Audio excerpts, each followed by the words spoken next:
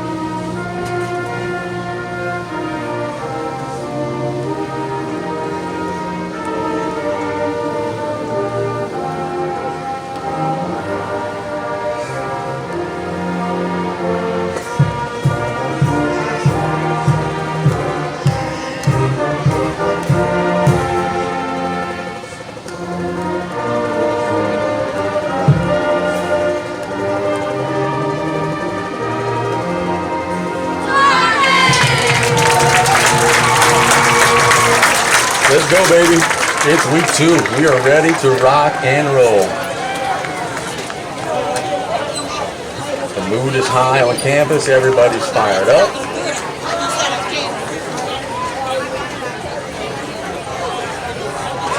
Playing ball here in just a Happy second. birthday, Miss Amber Gregory. Hoping we get it first. That'll be a great opportunity for Dre Hughes. Dre said on Monday at Spars, he said, hey, I just got a feeling I'm about to take one to the house. He's come awfully close on several occasions. You got the speed to do it. Just got to get a couple of good blocks. Turn the corner. So River will be kicking from left to right. Lafourche turning from right to left. Let's have fun here on this Friday night. Bear with me on the Pearl River roster. I only have a digital copy, so we'll make it work. We're firing away, kicking it off to Jarvis at the 15. Jarvis trying to bounce outside. He's stacked up and dropped at the 28, and that's where South Lafourche was started. The kicker was number 80. That is Joseph Vittorelli. When they return, the Cardinals will start out on the 29-yard line. Mac will lead the troops out.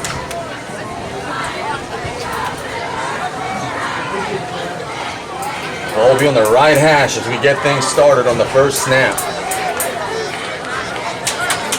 Here come Tarpons in there, all blue home unis. Blue tops, blue pants, white hats. Pearl River in the all white with the red, shiny red hats. Tarpons will be in the gun.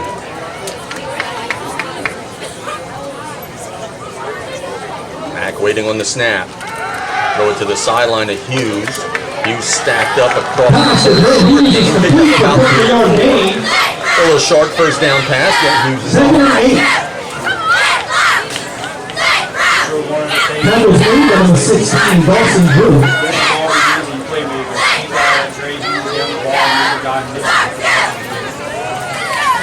That'll be a big point of emphasis today. It was second down. Matt throws it to the sidelines. Petrie.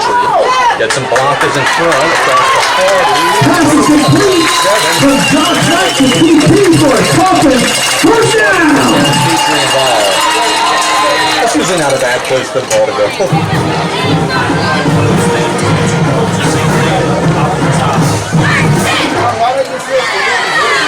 So the Tarpons already approaching plus territory. The first drive of the game, Matt waiting on the snap. Looking to throw, goes sharp on the Jarvis across midfield. Gets to the 48, so 3 straight little hooks. Little Pass is complete to Big J for a couple of yards. 3 straight completions for Matt. That was a number game of about 4 22 and a half. for the Rebels, Ethan Bowling. Sure, Coach Young is 2nd and 6. stuff on film. We could possibly get away with that. Be able to get the short passes early. Again, like I said, corner moves might be something early. 2nd down and a long 5. Matt again dropping back.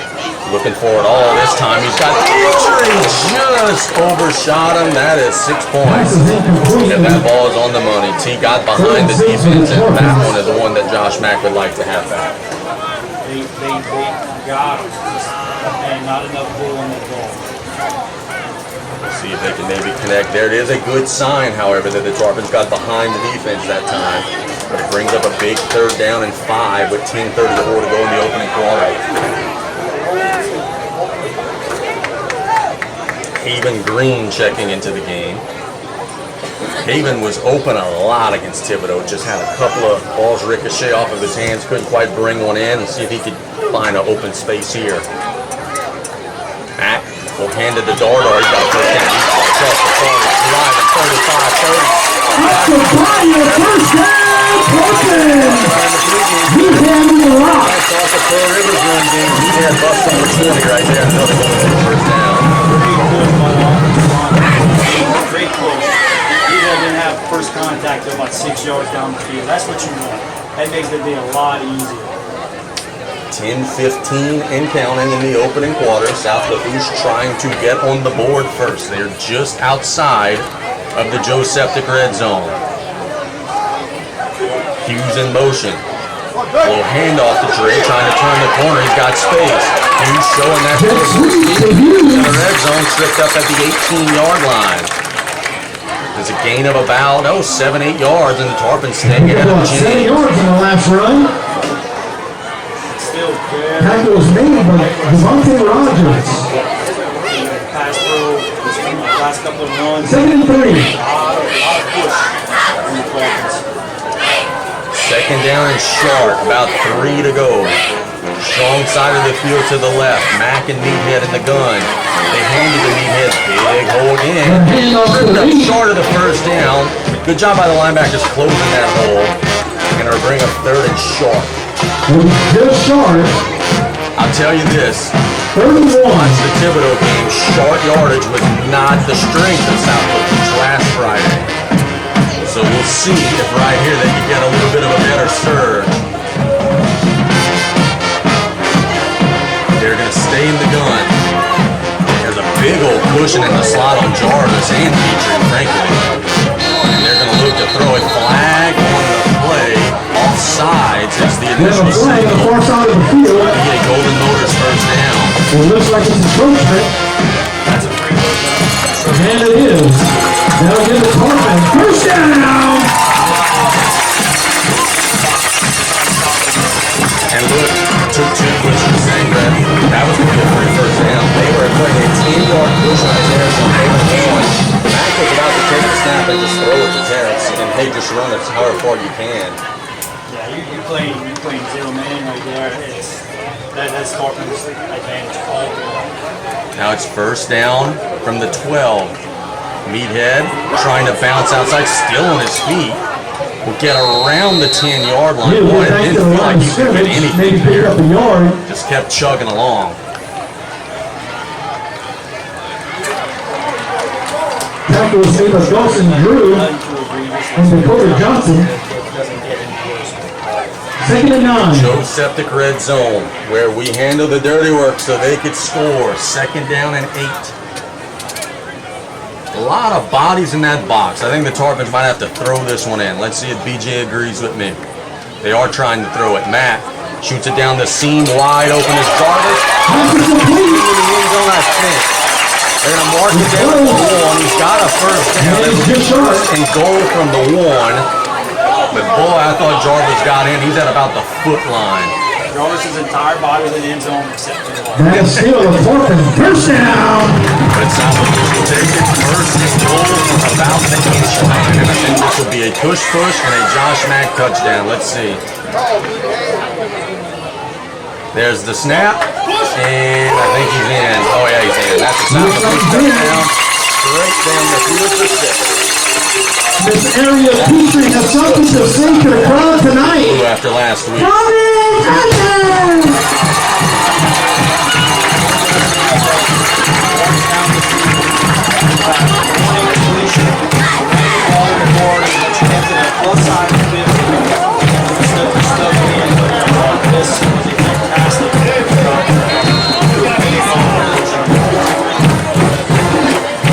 Toronto will go on to kick the extra point.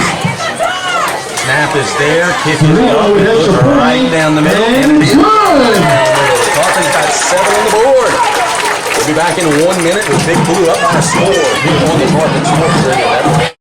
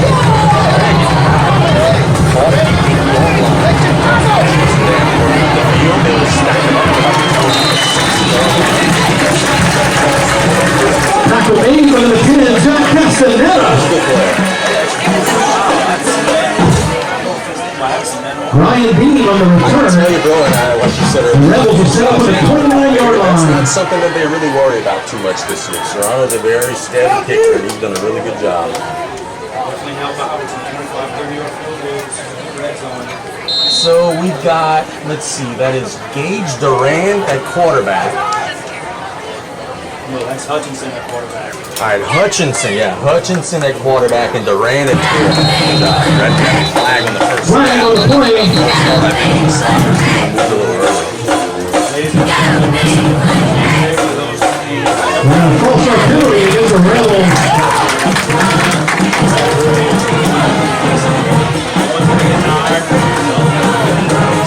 Durant is a small guy, 6'3", 240.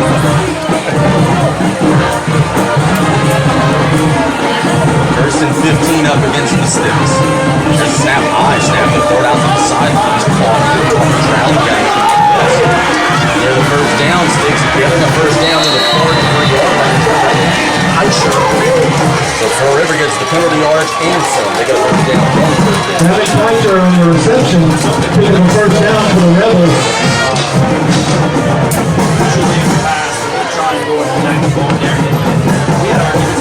Tackle made number 12, Joao Rujo, and 19-year Torres.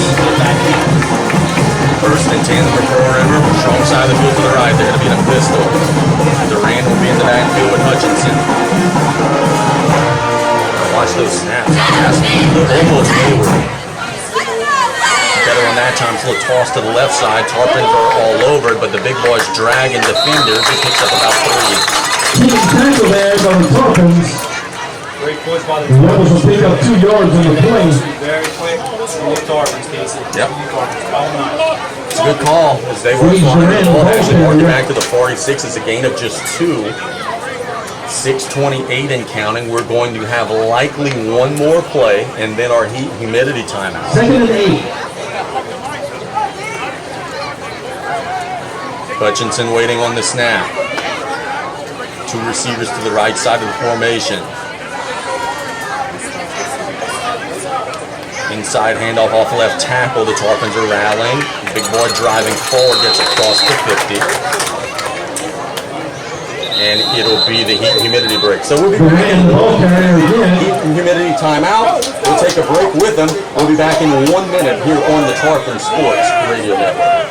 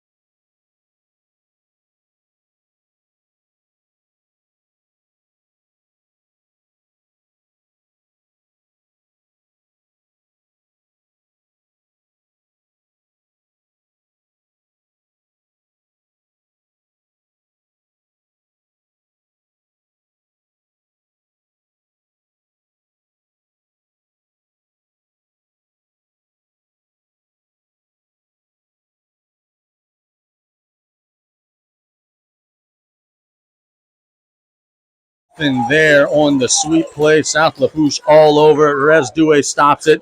Decision time coming up for Pearl River. That was a stop for a loss brought to you by the Terry L. Hunter III Foundation. Fantastic pursuit by Resdue. No second guessing himself. He went straight to the ball carrier, brought him down. That's one thing. One-on-one tackles, we got to win that battle. We got that one. Huge play here for Pearl River. 4th and 4. If the Tarpons get a stop here, they're going to get great field position. The ball's at midfield. Are they going to snap this thing? They will. Inside handoff. I don't think he got it. I think he got to the 47. I don't think he got it. I think South Lafourche got off the field. Mike Woods is going crazy down there with his defense.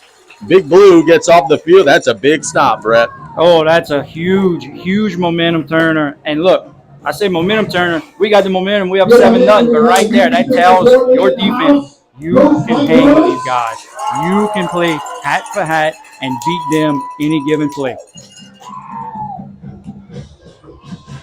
As my lovely wife would say, that was a big 4th down. 1st and 10 for South Lafourche at the 47-yard line after the big stop. Mack gets the snap. Throws it down the field for Hughes, diving, and he just couldn't quite come up with it. And Dre on the turf, hopefully he's okay. I think that might be more of a, I'm mad I didn't catch it. No, he does look a little dinged. Full layout on that dive, maybe he cut his bread a little bit. Great effort. Dre will take a breather. It'll be 2nd and 10. Mack had to put a lot of arm on that. Pro River line got a huge push from the Tarpons right there. Pressuring all 4 guys were in Mack's face right there. Mack, and it'll be, I think, a false start. I think the right tackle, that's a good call by the official. The right tackle for South Lafourche moved a little early. Now, Jason, maybe you can enlighten me. This is something I couldn't research. I don't know how many penalties we had last week, offense and defense-wise. I know we had a bunch on defense. We had some on offense as well. I don't know the stats and the totals. But one thing I did hear when y'all was doing your pregame at the country club, Pro River had 1 penalty. One penalty. That is a huge advantage if you can stay behind the sticks. Yep, they're not going to shoot themselves in the foot. Tarpon's got to follow suit. Everybody on the line of scrimmage for this 2nd and 15. The blitz come. Mack gets it out. Caught by Petrie. So he gets across the – that's Jarvis, rather, on the grab. Across the original line of scrimmage. It'll bring up 3rd and 8. And the recipe for Pearl River defensively is very simple. They are challenging the Tarpon receivers. It's putting everybody in the box saying, hey, if you could beat us one-on-one, good luck and go ahead. So far, so good for the Tarpons. And look, give credit to Josh Mack. He got pressure in his face, and he's throwing dimes out there still. 3rd and 8. Mack, straight drop. Shoots it down the middle. Caught by Green. Golden Motors first down. And more to the 28-yard line. Haven Green. Big pitch and catch. Great footwork by Mack in the pocket, shuffling up in the pocket. It looked like Drew Brees for a second. I got a tingle whenever I saw that. That was nice. 4:25 to go in the 4:26 to go in the opening quarter. The Tarpons are on the ball again. Not to change the subject, but I miss Drew Brees a lot. I guess so. After watching Spencer Rattler for the last couple years, Carr, I guess so. Tarpons with a stacked receiver bunch on the left side. They'll give it to Dardar. Big game. Driving forward across the 20. Another Golden Motors first down. Down to the 16-yard line. Big push from that offensive line. Meathead doing what Meathead does. Move the chains. And that's one thing I love about Meathead. He reminds me, again, old school 90s running back. No left and right. I'm going north and south, and I'm going to break the tackles. I'm going to show you I'm more physical than you. You can't bring me down. Been like that since he's a kid. Never changed. Gotta love it.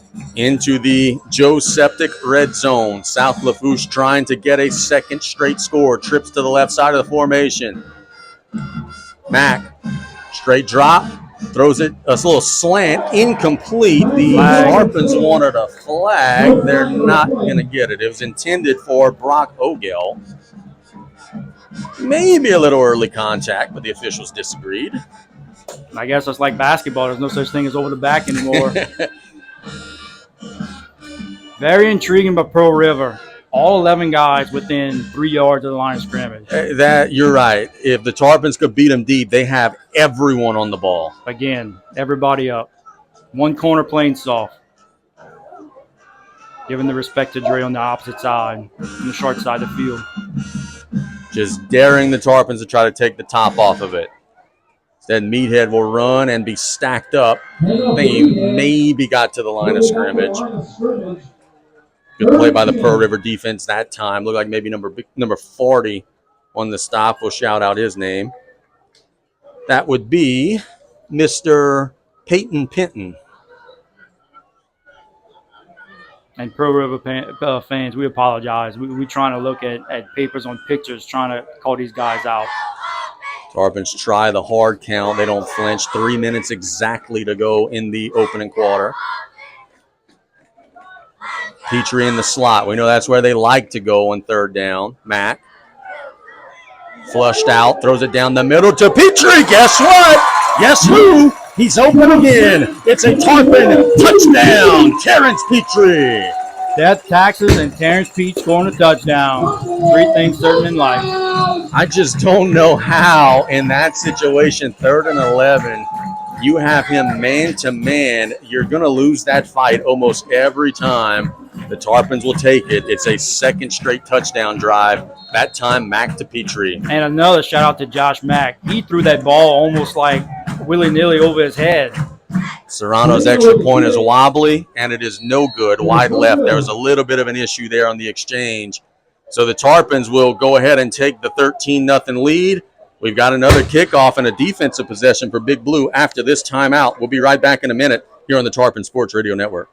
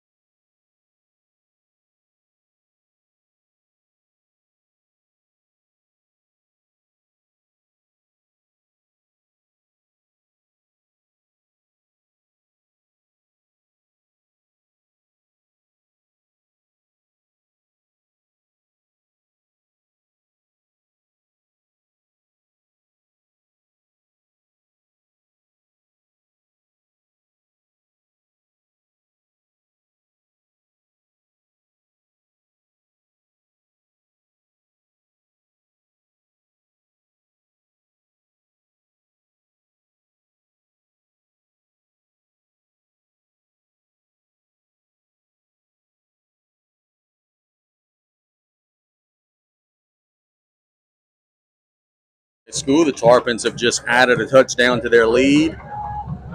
Now they'll kick it away. Pearl River catches around the 10, working up the field. Has a little seam.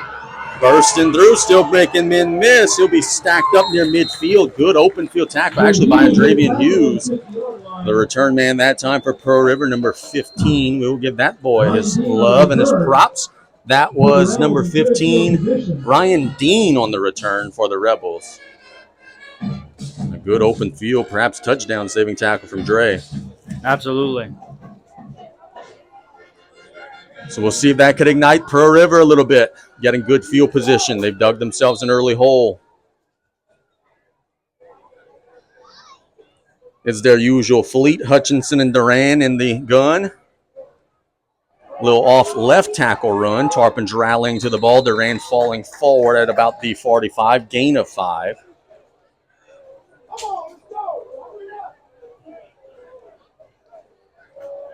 Give him 6 to the 44. So a good first down gain there for Gage Durand. Almost looks like a wing T offense out the shotgun. Trips to the left.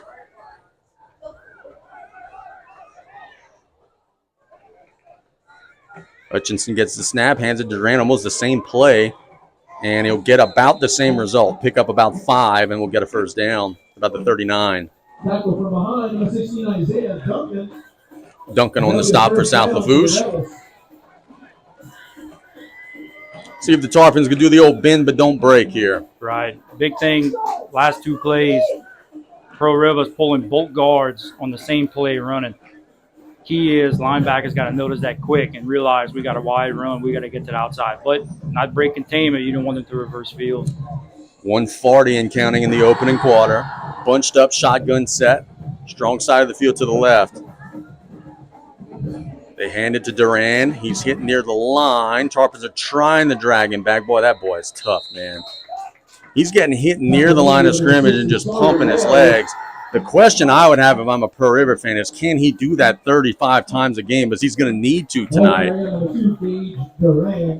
Well, I guess on the flip side, can the defense tackle him 35 times? That's what I was going to tell you. Can we tackle him 35 for 35? 2nd and 7 coming up. Some of those two-way guys are out there. Bo George is out there. Sawyer Wells was out there, had to come out for a play, but his helmet came off. I know Pearl River's waiting. They're running the ball with Duran, Hutchinson's going to pull that ball, and he's going to go. And the thing about him, he's actually a little shifty. Yep. So run with a different running back this time, and the Tarpons are all over it. That was a pretty much no gain. Big 70 for South Lafourche. Bo George just slung him down. It was 6 on the carry. Barrel. And they put him back right at the original line of scrimmage. Pearl River does not have to run a play if they don't want to. There's 15 seconds and counting. I would use this as a free timeout. Regroup before a big third down. We'll see if they follow me. Clock down to 7 as they break the huddle. More likely trying to get 5 yards for free. Yeah, they're going to just go to the break. We'll take it with them. 1 quarter down, 3 quarters to go. 13-0 South Lafourche. We'll be back in 1 minute here on the Tarpon Sports Radio Network.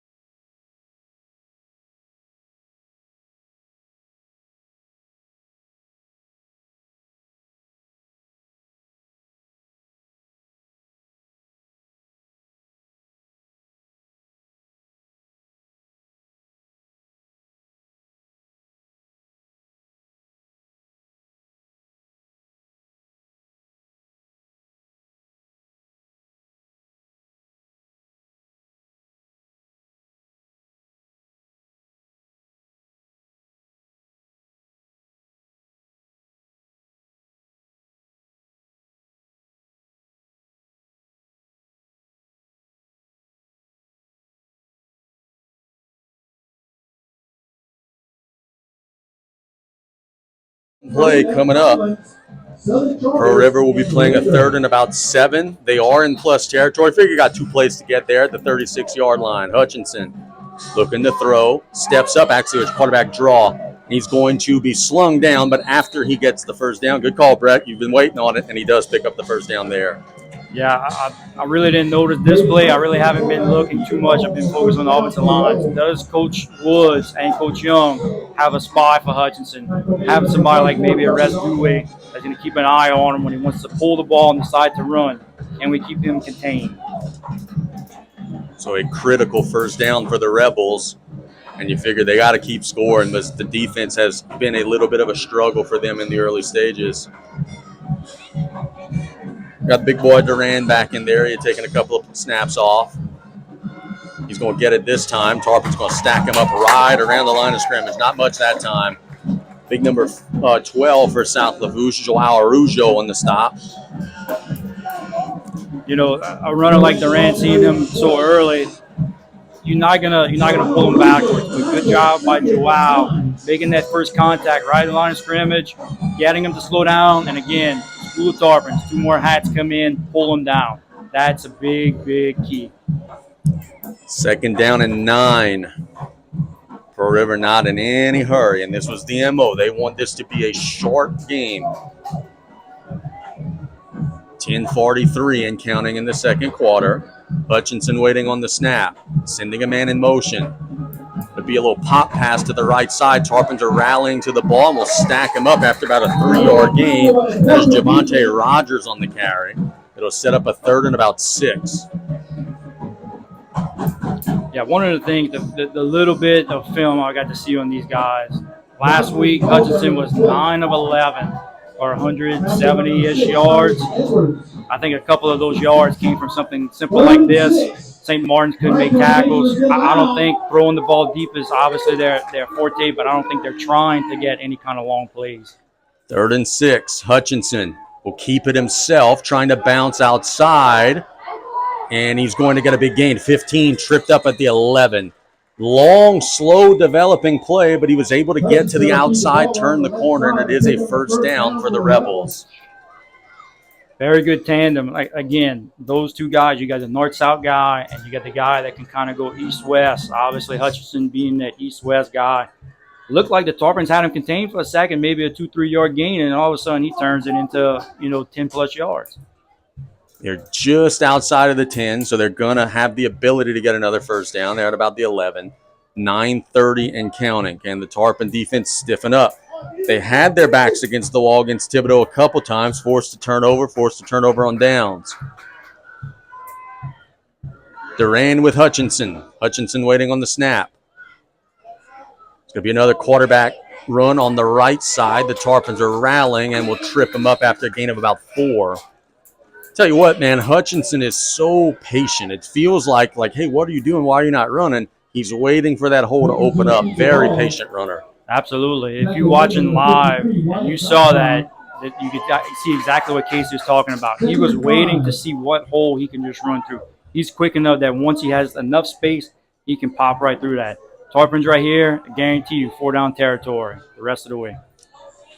2nd down, big Maryland eye set. Old school football here. They're going to give it to Durand. He's got a big surge, and I think he's got a first down, maybe more. He's in. He scored a touchdown.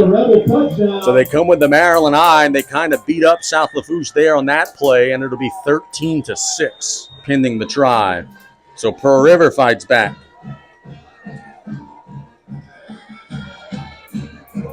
Tarpon's not a good push up front right there. Maybe a little bit tired with the 2-way guys playing, but good push. But then also you got the Maryland eye.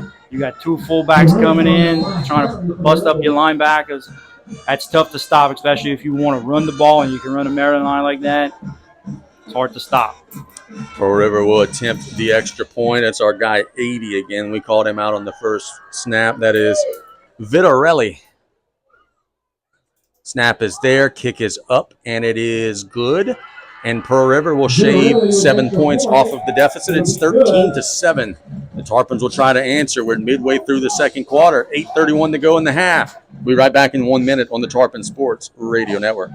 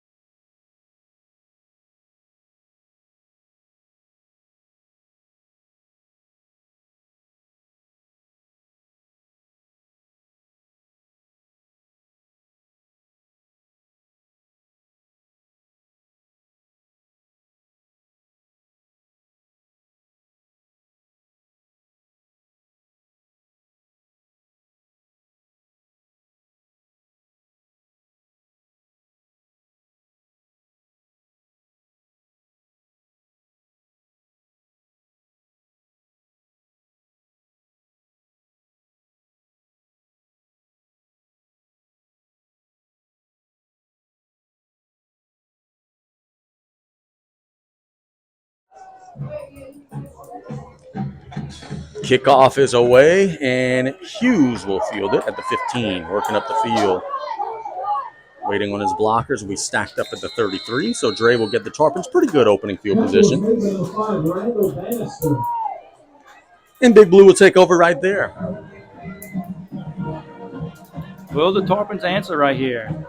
It's a big drive right here. You got a early 13-point lead. They answer and get a touchdown. Now it's time to muscle back. Yeah, this is kind of where you kind of get you guys and you say, let's punch them in the mouth right there. Let's get them with their heads hanging down going into halftime.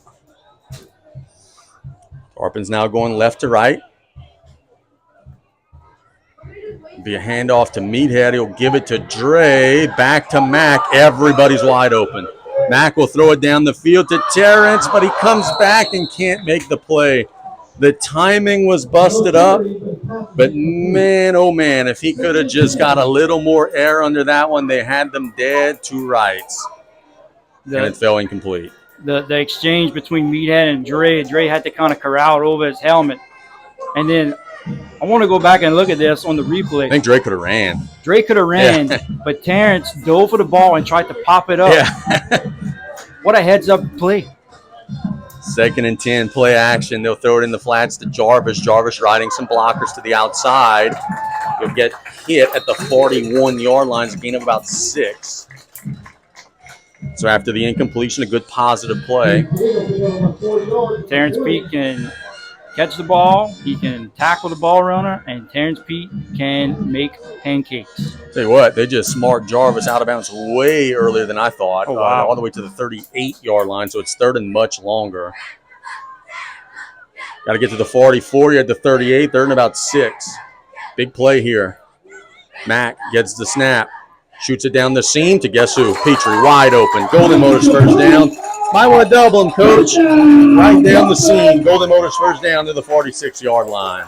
I don't know if we're having some clock issues. Obviously, the play clock hasn't been working all game, but the actual game clock hasn't ran since we come out of the kickoff.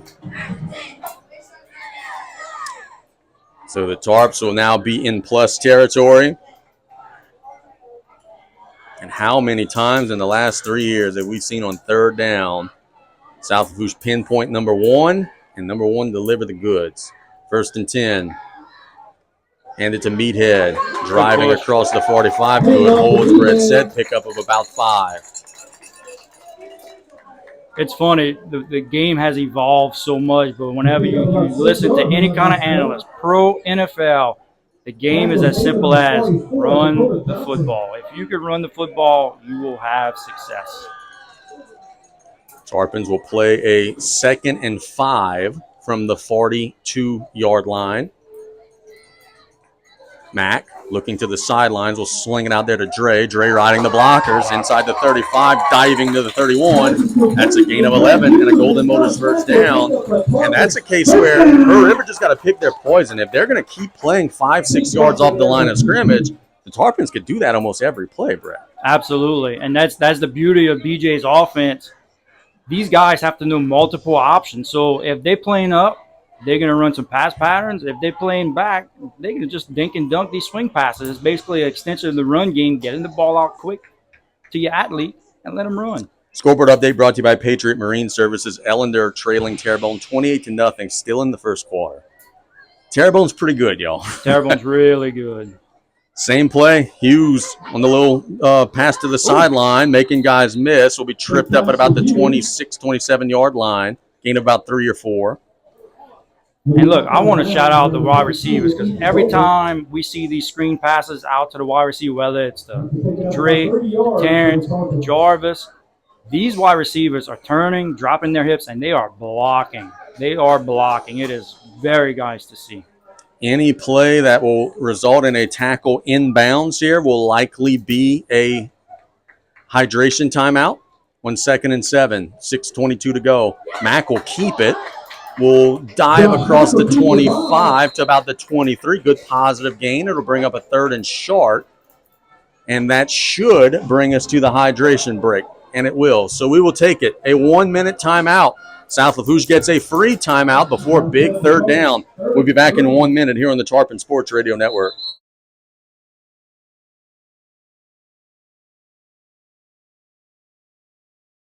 Get ready for next level performance. Terrebonne General Performance Training Center is now open at our all-new expanded location. Our highly qualified staff, certified in strength and conditioning, is backed by the healthcare experts at Terrebonne General Health System. This collaborative program provides the perfect tools needed to reach and exceed your fitness goals. To learn more about taking your fitness to the next level, visit the Terrebonne General Performance Training Center at tghealthsystem.com. Welcome to Rev, delivering fiber-powered technology for both your home and your business.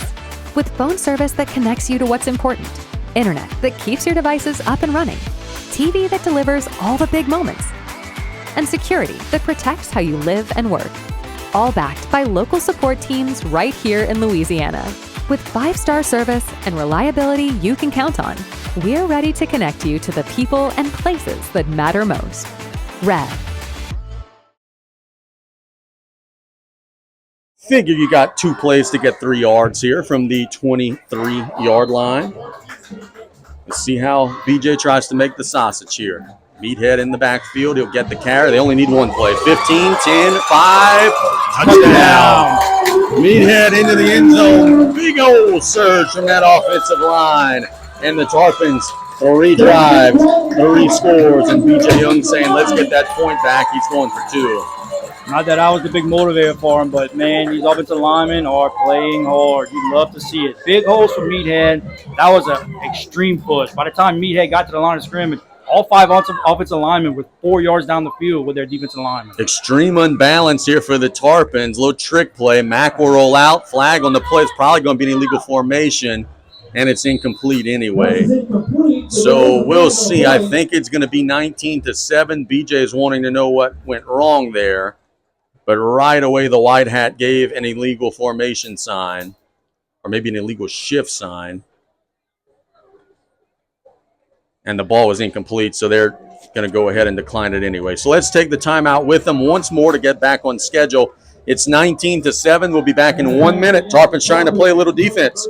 Be back in 60 here on the Tarpon Sports Radio Network.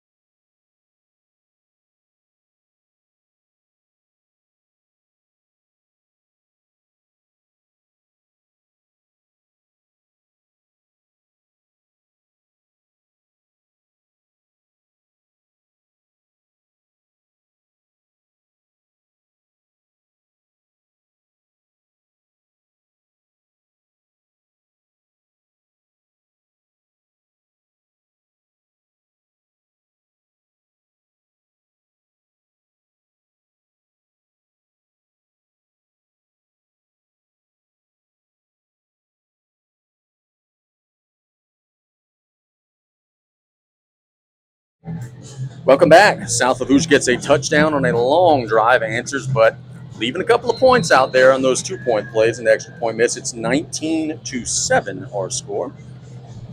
There's the kick, little pop kick. Boy, Pereira better get under that one. They do. Bobble the catch, and then we'll work it up the field, and we'll be stacked up at about the 46-yard line. That was dangerous there. Good heads-up grab by the starting running back. That's maybe not the one you want to kick it to. No. But old big boy works up the field, and I tell you what, he nearly bobbled that one. That was dangerous. It's a good call by whoever doing the special teams for the Tarpons. I'm kind of a little bit out of the loop, but there was a big hole. Coach Sanimo, there's a big hole between the first line and the second line. So pooch kick, a little bit strong possibly, but good eye. Good eye. It's Durand on the return. Pearl River got 5:48 in the half to play with. And the Tarpon defense got a stop here. Be a much-needed stop. Carry some momentum into the lockers. Hutchinson with Durand in the pistol. They'll give it to Durand. Tarpon stack them up. Very little gain. Tell you what, man, as much as we talked about the big 230-pounder, it's really been Hutchinson more doing the damage on the ground, running the football. Tarpons have done a good job tackling the big fella.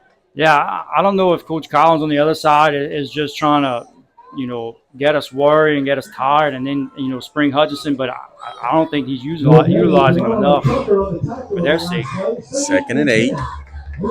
Their little pass to the sidelines. Got some blockers out there cutting up the field, actually going the wrong way. There's a flag on the play. That's going to be on Pearl River. A receiver blocking a Tarpon defensive back grabbed hold of Jaden Lee's jersey. That one's coming back, and that will put the Rebels against the sticks. It was a gain of about 3, but now it's going to be second and really long. Advantage Tarpons. Pearl River not able to run the ball like they did last week, so a lot of the play action, or especially these draws that are, like we said, I'm kind of surprised hasn't happened a little bit more, but the boots, the nakeds, the screen game, they haven't been able to do anything because they can't run the ball effectively. They're getting some yards, but it's not to their liking to get everything else set up. So now the Tarpons do take the penalty. They had a little discussion. It would have been about 3rd and 6. Instead, they take 2nd and about 15. I think that's a great decision. Take the yards. Yep. Especially against a slow, plodding offense like this, I would absolutely back them up. Yep. Make them earn all 14. 4:58 and counting in the first half. Hutchinson will be in the gun. 4 receiver set. Man in motion is Kaisher. Hutchinson looking to throw, has time down the middle, incomplete. Good timing on the coverage there from number 5. Rescue flying in there, making the play. Great hustle play by him right there. Seeing that the receiver was open, he just had a beeline for him. Though PBU. And the Tarpons will now bring in some of the 2A guys for this snap. Terrence Petrie in on a 3rd and long. Big play here. If you could get a stop, maybe try to score before half, you could really grab control of this one. The crowd senses it as well. Trips to the right side of the formation. Hutchinson under pressure. He's hit, breaks out of pressure, keeps his eyes down the field. Looking to run. He's not going to get the first down. He's shuffled out of bounds at about the 45-yard line. It'll be 4th down and 11. For Pearl River. Great containment right here. It looked like we almost got that big sack right there, but, man, good job on Hutchinson's part, being able to escape, contain, and at least give them a chance. It looks like they may punt, looks like they may go for it, but it's not a terrible situation where you 4th and a mile. 4th and long. It looked like it was Braxton Petrie who almost got him to the turf, and they do have the punt team out there. Terrence is standing at the 15-yard line. They're waiting on everyone but the punter, who just so happens to be the starting quarterback, which makes this a little dicey. So you got to be careful anytime that quarterback's out there as the punter. Tarpons appear to almost being like a dime defense, and he will punt it away, and it's a beautiful kick. Goodness.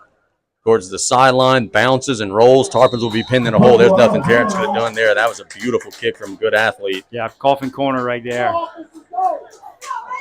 So South Lafourche will have 4:29 to try to drive the length of the field and add on. Let's hope going forward that we're not in a punting situation and you have basically Pearl River's offense being their punt team.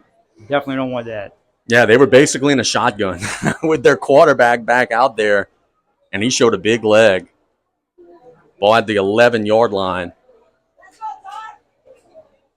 Still got plenty of football right here, but with 4.5 minutes left, the Tarpons can put some points on the board. It's huge. Even a field goal, and I'm not saying you kneel in the coffin, but you put yourself in a great position. Mack will step up in the pocket, looking to run. He's got a lot of green grass across the line of scrimmage. Got horse collar to the ground, and that will be called. I think that'll be 15 more on about a 4-yard gain. Well, there's a flag also at the 17. So we'll see. There's 2 separate fouls here. Let's see what they are. One's going to be a horse collar. Might be a hands to the face on the defense, too. A Tarpon offensive lineman lost his helmet. That's 56. Drake Terrebonne lost his helmet. And just looking at where the flags are, I don't think that flag on the 17-yard line is for the horse collar. I think that's for something on the offensive line. And the fouls will both be on Pearl River. Hands to the face and a horse collar. The Tarpons will take the 3 or 4 yard gain, add 15 to it, and that'll be a Golden Motors first down. Yeah, the thing about these horse collar tackles, you obviously want to make sure after that happens that your player's all right. Unfortunately, to your point, Mac did pop right up because, boy, when them legs drive into that turf, and And that horse collar, that could be a bad Yeah. situation. I.e. Jameis Winston. Yep. Clock will roll, 4:20 and counting. That's not a bad thing for the Tarpons. They would love to grind this thing down, score right before the half. They got a long way to go, just at the 28-yard line. Man in motion is Petrie. That's the strong side of the field, the right side of the field. Matt throws it down the middle to Jarvis. Jarvis will fall forward at about the 33. A little short, 3, 4, 5-yard gain. He'll take that. Safe pass. Absolutely. Waste as much clock as you can going into halftime because Pearl River gets the ball to start the half. Don't even give them a chance to try and score. 3:43 and counting. As Brett said, Pearl River does get the first possession of the second half. Tarpons would love to be up 3 scores. We have a whistle and a stoppage. Let's see what we're stopping for. Maybe a timeout called by Pearl River. Not exactly sure what this is. We'll keep it here. We didn't get a clear signal. Yeah, that's not a timeout. It's just a brief official's timeout. So we'll be playing ball here in just a second. It's not a formal timeout either way. Thibodaux leading Landry 20-0. That's a scoreboard update brought to you by Patriot Marine Services. And you know, Brett, the more I watch this game, the more I see that score. Maybe Thibodaux's just really good. Because the South Lafourche offense struggled with them last week, but boy, it's not been a struggle so far tonight. The thing that makes me wonder, and we're blessed, we have them too, but when you get these college guys to come and coach in the high school ranks and they just have that wealth of knowledge and just make the high school guys see just a little bit more. Yeah, we're throwing a swing pass, but this is what we're looking for. You have more and more of that, and you love to see that. You love to see people come back and coach in the high school ranks, whatever sport it is. It just makes the sport, the game, that much better. And I think Thibodaux is going to have a good year.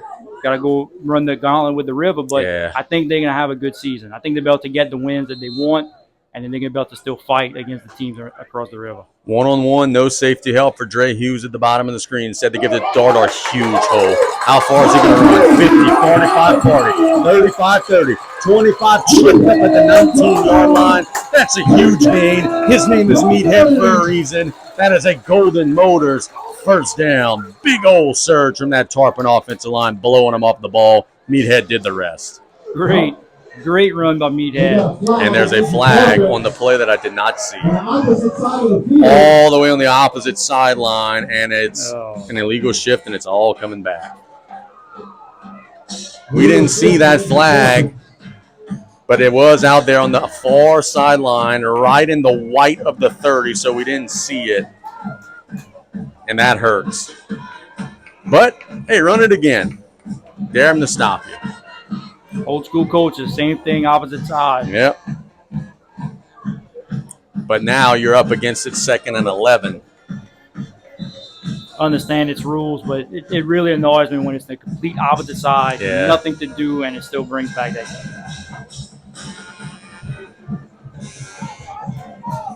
Official, I think, waiting on the clock to run, and there it goes. There we go. We've had some issues with that tonight. 2nd and 11. Ball really in the middle of the field. Tarpons have trips to the right side of the formation. Mack will take the snap. Clean pocket, shoots a slant to Dre. Dre's got it. Tripped up at the 39-yard line, and he's got a Golden Motors first down. Very late breaking route by Dre. I was starting to get concerned. I didn't know where Mack was throwing the ball. He threw it to the open spot, and Dre just found the ball. Tarpon offense, when it is humming like it is right now, it's going to be tough to stop. A lot of weapons, man. We've seen Jarvis, we've seen Dre, we've seen Haven Green, Terrence, Meathead. Everybody getting to eat tonight. Mack in the gun. Throw it down the seam. Wide open. Jarvis, 45, stacked up at the 42. It's another Golden Motors first down. Again at 18. Tarpons could run it and throw it right now. They're carving them up. Yeah, we controlling the tempo through the air, which is kind of hard to do. These defensive backs are tired. They're constantly running downfield and then having to chase down receivers to make tackles. These guys are tired. They desperately need halftime to catch their breath. 2:40 and counting. The Tarpons want to score with as little time left as humanly possible here. But, of course, if you could get it, you'll take it whenever you can. Meathead in the gun with Mack. Meathead will get the carry. Big hole. Driving near the 35. It's a gain of about 7. It's got to be a good feeling right now for a play caller like BJ Young. He could run just about anything on that sheet. They're dominating him up front. They could run. They could throw. Everything has worked for the Tarpons on offense so far. Yeah, and then also, obviously we want a touchdown, but we have a kicker. Yep. Let's see if we can maybe, the way it plays out, we might get a little field goal action. Inside of 2 minutes, 1:55 and counting. BJ saying, hey, hold up. Let's get set. There'll be a 2nd and 4. The Pearl River defense that looks tired. Can they find something in the tank here? Matt gets the snap. Throws it down the seam, and it's intercepted. That's what you did not want to have happen. Picked off by Pearl River, and they will be stacked up. The ball came out, and the Tarpons took it back. Now, there's a flag. I don't know if maybe it was a face mask, which would give the ball to Pearl River. But the interception by number 22, the Tarpons certainly pulled it back out and got it. Bowman on the interception, but I think it might have been a face mask on South Lafourche on the tackle, which would keep it with the Rebels. That is a personal foul. Nope, blindside block on Pearl River. Well, now what about the fumble situation? Is there say blindside block on Pearl River that they said first down Rebels? It sure looked like South Lafourche pulled that football out.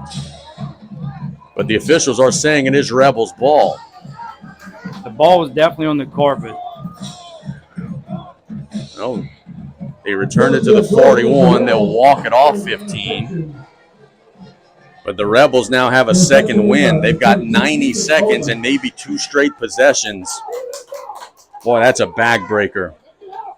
Yeah, the pass was there, but also on the outside, Dre Hughes had his man beat. If Mac had the arm to throw it 45 yards, he could have maybe dropped it in a bucket in the end zone. Pearl River Hutchinson throws it to the sidelines. Going to be caught, but they'll keep him in bounds. That's number 10 on the grab, Rogers. So the clock will continue to run. 1:18 and counting. They're at the 35-yard line. Yeah, obviously we don't want the pick, but look at the glass half full. You give them that 15 yards, one back, make the field a lot longer for them. Hutchinson, when they're pressured, down he goes. That's a sack. Brought to you by the Terry L. Hunter III Foundation. Braxton Petrie bringing him to the turf. And the clock continuing to run. 53 seconds and counting. That you could tell they don't want South Lafourche to get the ball back. Because they're not calling their timeouts. No. Now they'll call one. After some time ran off of the clock. 42 seconds to go. Coach Woods and his defense trying to find a little life right here before a big third down. I think the message here, Brett, is going to be keep everything in front. If we give up a 5-6 yard play for a first down, not a big deal, but you don't want to give up a big chunk play with 42 seconds left. No, and a point of emphasis from Coach Young and Coach Woods, hopefully, guys, throwing the ball isn't their forte. Let's not get beat on that. 100%. Thank some of our sponsors for allowing us to be here today. We left off with Terrio Dua and Terrio, so we pick up with Joe Septic Contractors, on call 7 days a week, 24 hours a day for all your fencing and septic needs. Maritime Safety Solutions, providing service to the marine industry and a variety of fire safety equipment. Lady of the Sea General Hospital, compassionate medicine close to home. Golden Motors, where price is priority. Galliano Fresh Market, serving you since 1976. The Blue Boot Foundation, driving awareness of childhood drowning. And Henry LaFalle, Lafourche Parish School Board member, District 7. Big play here. Hutchinson throws it to the sideline, caught. The Tarpons are rallying and will stack him up at the 45. It is a first down. 6 seconds come off the clock. They get 7 yards on the play. That is number 17 on the ground, McGinnis. But if you're the Tarpons, that's not too bad. You give up 7 yards in 6 seconds. You'll take that trade with 36 seconds to go. Absolutely. You want to try and keep it in bounds, but you know that's not always the case. I will say that a little bit that Hutchinson throws the ball, he is fairly accurate. Yep. Just don't bite on any type of hitch and go or anything like that. Don't give up anything deep. Hutchinson sending Keisher in motion. They've got trips to the right side. Hutchinson will throw it as far as he can. He's got a man open, and it's going to be caught down there. The one thing that you cannot have happen right there is you get beat deep. He's brought down at the 16-yard line. The clock will stop as they reset the chains. Now the clock starts back. 25 seconds and counting. Pearl River's losing some time here. Down to 20 seconds. Hutchinson. Low snap. The ball's on the ground, and I think the Tarpons got it. My, oh my. You speed up a high school offense. South Lafourche dodges a bullet. Isaiah Duncan comes up with the fumble. How does our president say that? Huge? That was huge right there for South Lafourche. Huge, Casey. Huge. Big turnover. We'll go ahead and call it a Terry L. Hunter III Foundation turnover. They were in a rush. They were losing time, and they just snapped it right off of the shins of Hutchinson, and then Duncan just slid in there and fielded a ground ball and dove right on top of it. Yeah, I'm going with Coach Young on this. Let's take the knee. Let's go into the half. Let's circle the wagons, and let's come out exploding in the second half. Looks like it'll be a kneel-down play, barring any trickeration. It is a kneel-down, and we're going to the half. South Lafourche will have a 19-7 lead. As we go to the lockers, Big Blue in control, trying to get their first win of the season. We'll be back in 3 minutes with our halftime report. Back in 3 here on the Tarpon Sports Radio Network.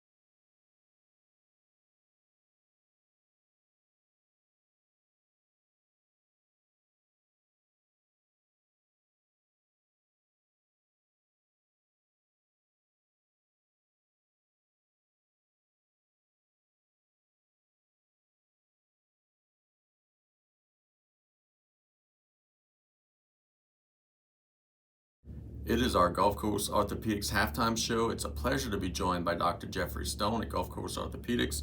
Doctor, you were telling me before we hit record that you specialize in shoulder and elbow injuries. Let's talk about some of the more common shoulder and elbow injuries that you see in athletes in a given year. Some of the most common shoulder injuries that I see are commonly instability, where you tear what's called the labrum, which is what deepens the socket. It's very common with contact sports such as football and soccer. Additionally, we see labral injuries with overhead athletes, such as in baseball, where you tear what's called the superior labrum, called a slab tear. This is related to repetitive traction forces on the labrum itself. And with regards to the elbow, I see commonly Tommy John surgery, which is a tearing of the ulnar collateral ligament, and this is typically seen in overhead athletes such as baseball players, volleyball players, javelin throwers.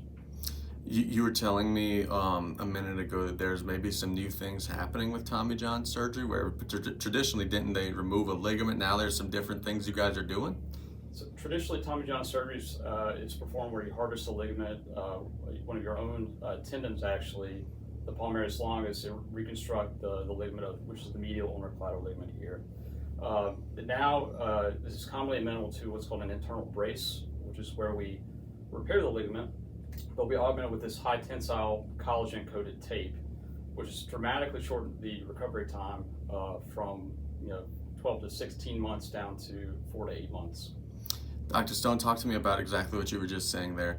When we hear these terms like Tommy John and different things in the past, it sometimes was a death sentence to a career. Players would never recover. But talk to me about the enhances in technology. Now, people are coming back faster than ever, and in many cases, stronger than ever. That's correct. It's a misnomer that if you have Tommy John surgery, you go back throwing harder than you ever would before. That's not quite true. Basically, Tommy John surgery is to get you back to where you were throwing, where you should be throwing. With the ulnar collateral ligament repair with the internal brace augmentation, many patients are throwing in the 90s at a much shorter recovery time, and again 4 to 6 to 8 months versus the traditional 12 to 15 months. That's amazing. In terms of prevention, what are some things that people could do to strengthen their shoulders and their elbows and different things to try to be as strong as they possibly can to maybe try to avoid having an injury in the first place? It's very important to warm up the shoulder prior to doing any kind of overhead activities, weightlifting, dynamically stabilizing the shoulder, the rotator cuff, with both your internal and external rotators will dynamically balance the shoulder and avoid injury. Also, too, periscapular muscle strengthening, working on keeping the shoulder blades back when doing any kind of activity. Essentially, having great posture when you're doing these types of activities will help you avoid injuries to your neck, your shoulders. It helps avoid impingement and a lot of problems down the road. So, and additionally, core strengthening is really important for a lot of these events too. So, really, proper core, proper lumbar lordosis, basically keeping great posture will help you avoid injuries. Dr. Stone, you were telling me before we hit record that you've worked with some really famous doctors and some really amazing people. Tell us a little bit about your background, sir. So I did my residency at University of South Alabama. I had the opportunity to train under the world famous Dr. James Andrews, who I got to do a lot of surgery with. I became very close with him and wrote my letter of recommendation for fellowship, which is the reason I got the fellowship that I did, which is arguably the highest volume shoulder elbow fellowship in the country down in Tampa, Florida. Subsequent to training in Tampa, Florida, I trained in France with two world famous surgeons, Dr. Laurent Lafourche in Annecy, France, and then Dr. Pascal Bolo in Nice, France. That's amazing. Tell me about this. As a doctor, how fulfilling is it whenever you have someone who has a labrum tear or, gets to Tommy John and it's going to be a long process for them. But then when you hear back from them later, however many months later, and they are recovered, how fulfilling is that to see that, the work that you guys did allowed them to get back on the playing fields? It's the best feeling in the world. I mean, it really is one of the most rewarding jobs I could ever imagine. I love my job. I would do this for free if I could. It's just, it's amazing being able to get athletes back on the field, back in the pool, back to doing things they want to do in life.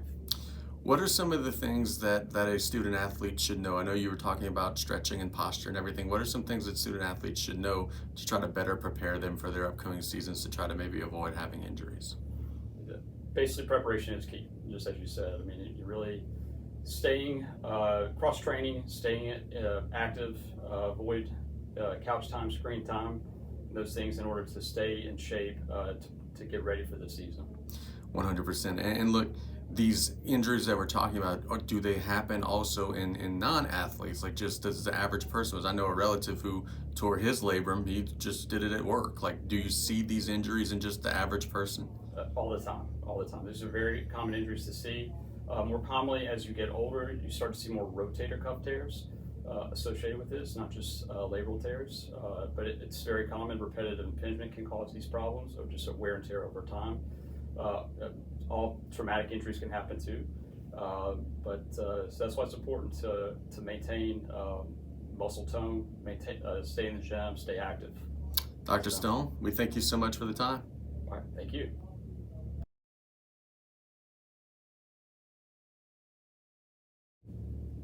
It is our Gulf Coast Orthopedics halftime show. I'm here with Dr. Portohari at Gulf Coast Orthopedics.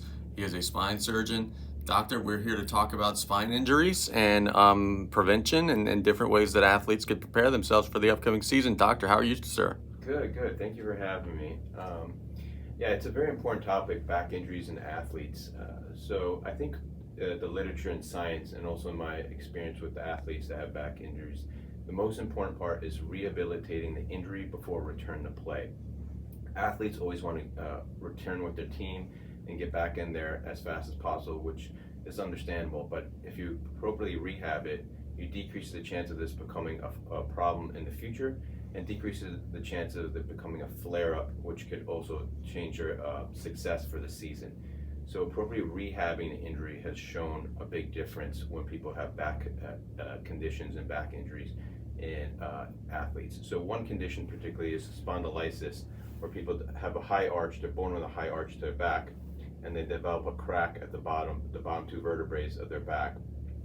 And beforehand, people return to sports early or right away. And the studies have clearly shown if there's fluid in that crack and it's acute and it's inflamed, that you actually want to do a cool down, and that helps decrease the chance of developing a flare-up in the future, and also helps with their long-term function in the future.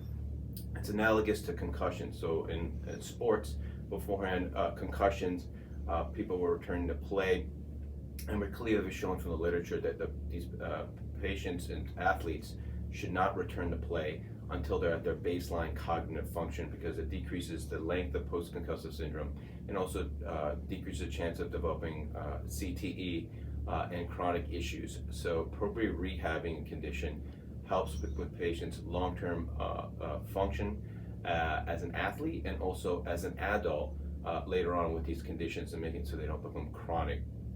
And the other part that's important, and I notice in athletes, is that stretching. A lot of athletes don't want to do the stretching. They want to go straight to strengthening and exercises related to the sport. But stretching is paramount. And the one thing that's most common when it comes to back condition in athletes is that their hamstrings are too tight. And patients with that same condition that we call the spondylitis universally have too tight hamstrings. So strengthening, but particularly stretching of the hamstring, is paramount.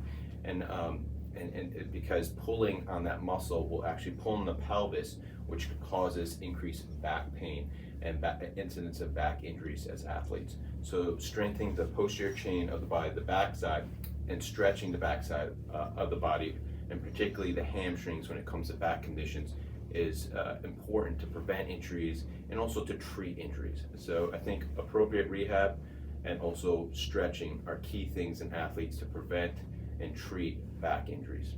Dr. Portohari, we often hear in sports the term stinger. What exactly is that? And if one has one, what should they do?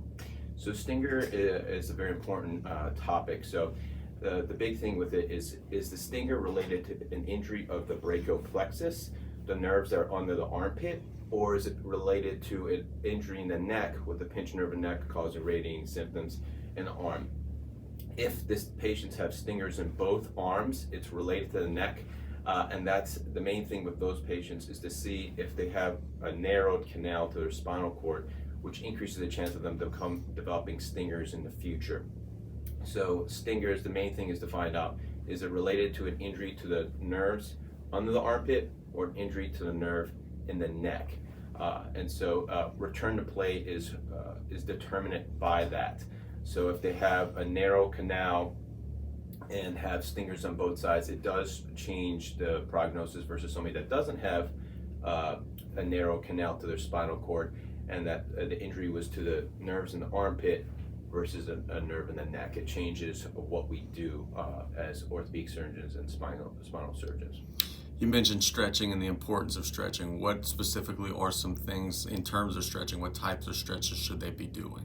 So that's a very important thing. So one thing is, as humans, we're very strong in the muscles on the front of our body, our biceps, pectoralis muscles, and same thing with our legs. And so one thing that is most important in terms of physical therapy and rehabilitation of people, not just for spinal injuries, but orthopedic injuries in general, is stretching and strengthening the posterior chain. So all the muscles from the back of the skull all the way to the back of the foot is important to balance the body, to develop an upright posture where you naturally hold a correct posture because of balance and symmetry between the muscles on the front side and the back side of the back, shoulder, and lower extremities. So posterior chain stretching is important to maintain a proper posture. So you can, if you have a proper posture, you decrease the chances of developing back issues in the future. And this is not just related to athletes, but also adults that are not athletes in terms of decreasing the chance of developing back and neck issues in the future. Strengthening and particularly stretching, stretching is even more important to decrease the chances of having neck and back issues in the future in adults and also in athletes. Doctor, we thank you so much for the time. It's our Gulf Coast Orthopedics Halftime Show. Thank you, sir. Thank you. Have a good day.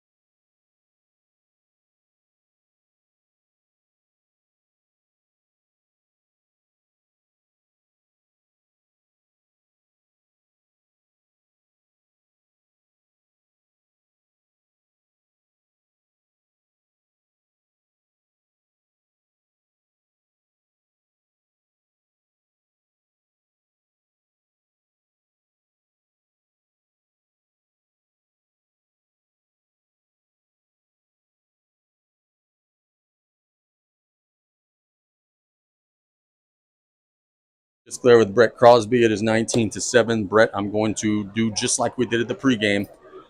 We've got, 24 minutes of football left. The Tarpons are up 2 scores. Pearl River will have the first possession.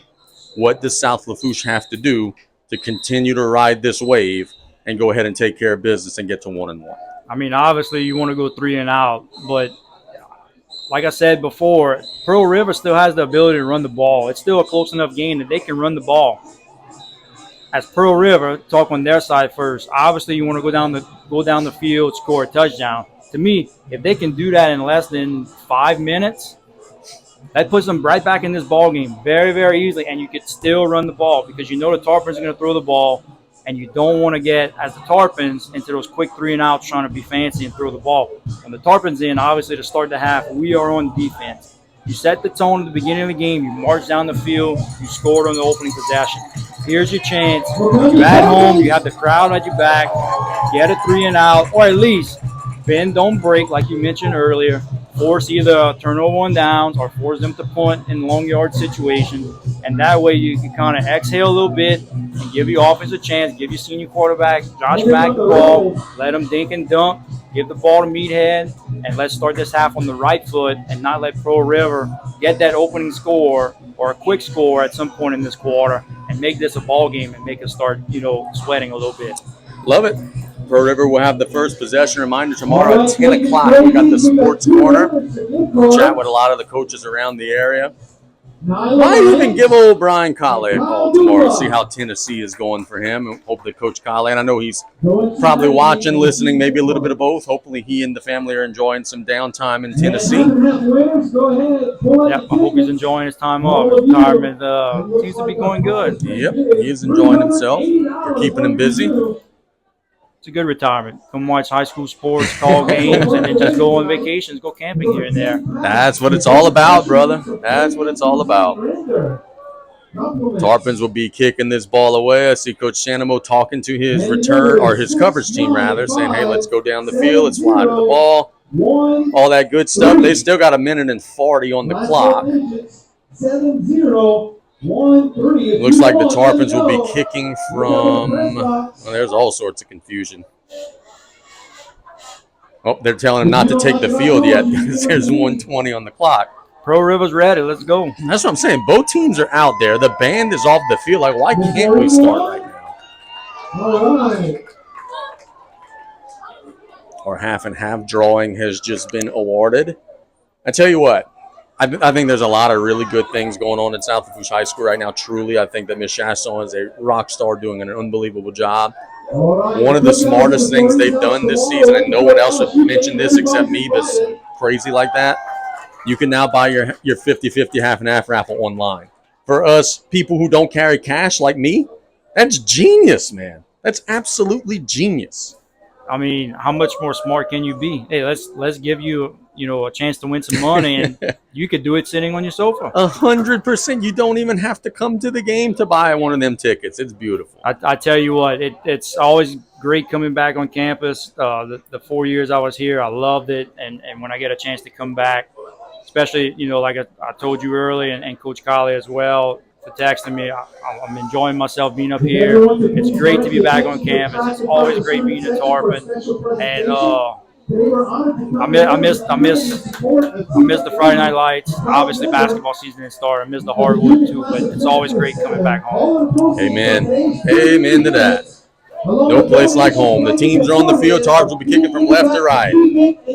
Circle will be kicking it away. Pearl River will have a couple of guys back there. In the amount of $1,800. Again, we apologize. We've not done the best job with the Pearl River names today. Again, we don't have an actual paper roster. Kind of combing through an iPad screen. We're doing the best that we can. We've got most of them down now after watching a half a ball. Circle kicking it away. We've seen the pop kick. We've seen the deep kick. This is the deep kick, but it's going towards the sidelines. Will be caught at the 18-yard line. Tarpons rallying to the ball, and Pearl River will get it to about the 40. That was, I believe, number 18 on the return, Albert Porter. Case in point, half and half. Total was $1,800. Ain't nothing wrong with that. Go home with $900. I call that a win. Absolutely. And apparently they're giving away all kind of food with it too, different kind of sizes and stuff. That itself might be worth $300. First and 10 for the Rebels of Pearl River. They're going to have Hutchinson and Duran back there. That has been the 1-2 punch throughout the night. In the gun, 4-receiver set. Actually a pistol, 4-receiver set. Strong side of the field to the left. Little swing pass out to the sideline. Tarpons trying to rally, and they will. Very good open field tackle by Rev Steway. Stopping the receiver, number 8, Kaisher. Yep, great open field tackle. I can't stress it enough. I've said it a couple of times. Those one-on-ones, you cannot lose them. Rasdue so far 2 for 2. Bring up 2nd and 10. Ball at the 39-yard line, just underway in the third quarter. Coach Woods giving some instructions to his defense. Would love to see a 3-and-out right here. Strong side of the field now to the right. I think Duran might be touching this one. Let's see. He is. Inside handoff, nice hole, and he lowers the shoulder. Will be dropped at about the 48-yard line. It'll be about a yard short. Yeah, great push by Pearl River. Offensive line right there. The Tarpons didn't get a hand on him. 5-6 yards down the field. Definitely not how you want to start defending the run. You definitely want to try and push them and hit them in the mouth and get some short yardage right here. So 3rd and 1. First thing first, ball key. You got to watch the ball. Don't give it to them for free. Let's see if you can maybe stop an inside run, or do they dare, knowing that they got 2 plays, do they dare maybe take a shot? Try to Get catch ready you for the sleeping. pull. And, oh, that hurts. Wow, that hurts Pearl River. Number 12, Angel Perez in the slot. Got going early, a little twitch. And the difference between 3rd and 1 and 3rd and 6 is massive. Yeah. Hutchinson got the ball out of the snap, and he had his foot planted in the ground. It looked like he was ready to pull that ball and run. I wouldn't be surprised if they still do it. So now with a longer down and distance, it's a Pearl River team. We mentioned this throughout the broadcast. Only 1 penalty last week. They've already far surpassed that tonight. And that was a costly one there. Can the Tarpons make it hurt? Hutchinson swing it out there to the sidelines. Tarpons trying to rally. It will be a first down across the 50. Picking through some blockers and dropped at the 42. That's number 12, Angel Perez. So that boy, Angel, you have the penalty, and then you make up for it, get the big first down reception. Stay in the good graces of the coaches. I think it shows a lot of faith in Perez that they dialed him up right after he committed the 5-yard violation. Absolutely. Very simple tactic. The Tarpons started the game out doing the same thing. Swing passes to the outside, to the wide side, make the guy miss. Pearl River doing the same thing right here. Hutchinson and Duran in the gun. It's going to be a little hitch and go this time. The go is covered, and it's incomplete. The only person who had a chance to catch that one was Rasdue. Tarpons had him bracketed. Good coverage by 13 also, Haven Green. Is that 13? I don't think that's 13. Maybe 11. No, 10, I think. I think that's Castaneda on the coverage. Look like Jack and Rest over there. Jack made a good play. Haven came over the top, and he'll bring up a 2nd and 10. I think Hutchinson's going to keep one of these. Let's see if it's right here. Straight drop. Under a little pressure. And down he goes! Braxton Petrie got him. That's a tackle for a loss. Brought to you by the Terry L. Hunter III Foundation. Braxton has had a huge night tonight. The Tarpons haven't blitzed too much, but they're making him count. The few times that they are blitzing, they're causing him to either get sacked or throw balls a little bit early. But credit to Hutchinson. He's playing hard. He's still throwing the ball very accurate outside that last pass that he threw out of bounds. But great sack by the Tarpon defense right there. Great push up front. 3rd and 15. Can the Tarpons force them off the field? Terrence in there in the secondary. Hutchinson waiting on the snap. He's got it. Has a clean pocket, steps up, looks to run, and he's got a big gain. 35, trying to bounce outside. 25-20, might house this. That's going to go all the way for a touchdown on 3rd and long. Hutchinson broke contain and gets all the way in for a score, and we've got a new ball game. 19-13 the score, pending the try. Looked like there were a couple of Tarpons at the line of scrimmage that were in pursuit, but boy, Hutchinson turned on the afterburners and showed he's got some speed. Yeah, he showed it early. He's shifty. He doesn't do anything special, but he can kind of juke and jive a little bit, and right there just showing his wheels, being able to run, 40 yards down the field with ease, looking like a gazelle. Kick is up, and it is good, and Pearl River has shaved 7 off the deficit. It's up to the Tarpons to try to answer. They'll have their turn when we get back. 8:47 to go in the third quarter. It's 19-14. We'll be back in 1 minute on the Tarpon Sports Radio Network.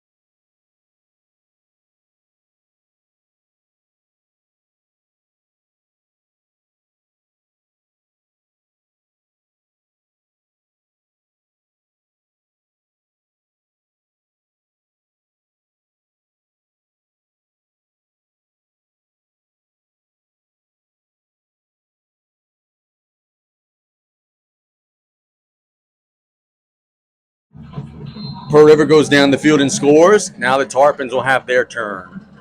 Kick away. This one will be caught by Jarvis, and he'll be stacked up at the 30. Good return.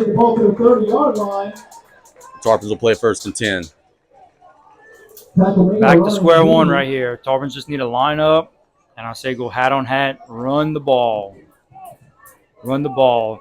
At the end of the first half, you know, we was able to run the ball, we was able to throw the ball with success. Those DBs and linebackers and really the whole defense was just tired. Now they had a few minutes to rest with halftime, and we established the run, wear them down a little bit more, start dinking and dunking, and get them wore out. It's a big drive here for the momentum of this game. Pearl River just scored, made it a one-possession game. Felt like the Tarpons were in control. Dardar, first down run, will be hit. Got a gain of about 2, maybe 2.5. And you could just hear the sounds from the other side of the stadium. Pearl River sideline kind of getting into it. Their fans getting into it. So this is a big drive right here. Absolutely. You don't want to let these guys linger. Not saying they're not a good team, but you had them where you wanted them. Don't let them linger. Trips to the right side of the formation. We don't have a working play clock. We got to rely on the white hat official. No hand is up in the air, so we're not down to 10 yet. Dardar flanked out. Mack with a clean pocket as Petrie wide open. Catches it at the 45. Dives to the 43. That's a Golden Motors first down. Easy pitch and catch. I'll never know how he gets that open, but he does it about 5 times a game. Yeah, I'm very, very interested to see what kind of offer these guys. Both Mack do. Mack has a good touch to the ball. He has a good zip. But Terrence Pete, I can't wait to see what he gets. It'll be 1st and 10 from the 44-yard line. Is it meathead time? Only one down lineman for Pearl River. They've got what looks to be 5 linebackers out there with a nose guard. Mack will sling it out there to Hughes. Hughes works up the field, lowers the shoulder, gets about the 39. That's a gain of about 5. And Brett, really, that's almost like a run play. Yeah. It's almost like an outside run play. You just throw it out there, let him work up the field. Yeah, that's the new wave of football these days. You kind of throw these bubble passes to the outside, especially being on the short side. Extension of the run game, get into your ball carrier's hand and let him make a guy miss and get 4 and 5 yards up the field. They mark it back to the 40, so it's a gain of 4 to be 2nd and 6. 7:26 and counting in the third.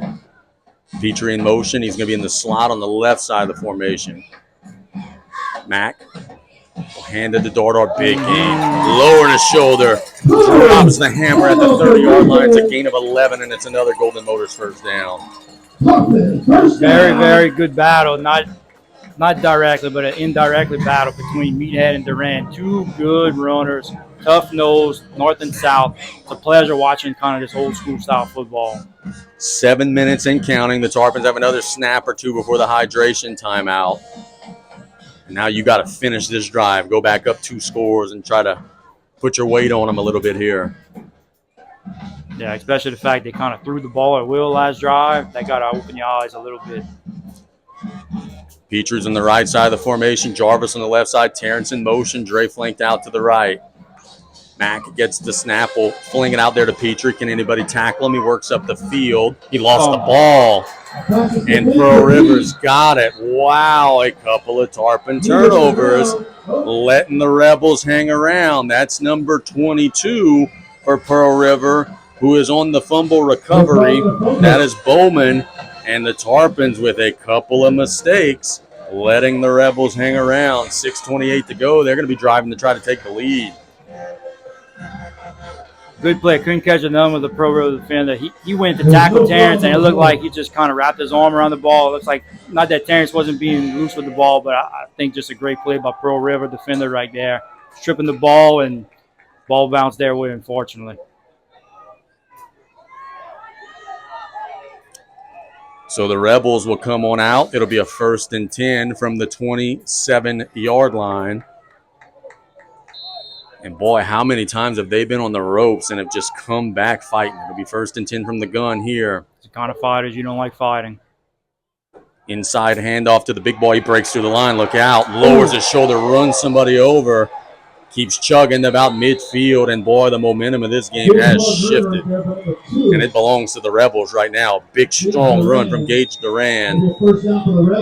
That run could be what we talk about, unfortunately, if the Tarpons don't come out with a win. That could be the run right there that changed everything. They don't have to run a play before the hydration break. They're on the line. They will not run a play, and that'll bring us to a 1-minute timeout. Pearl River driving, trying to take the lead. This game has changed in the third quarter. 6 minutes to go. We'll be back in 1 minute on the Tarpon Sports Radio Network.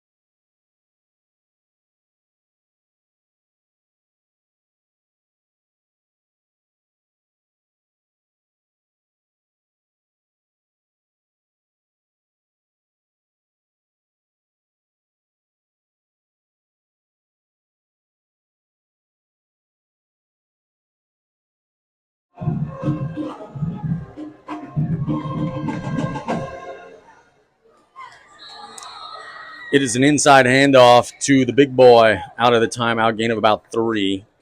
As the hydration break, Pearl River puts it in the belly of Durand. He picks up about 4 to the 46-yard line.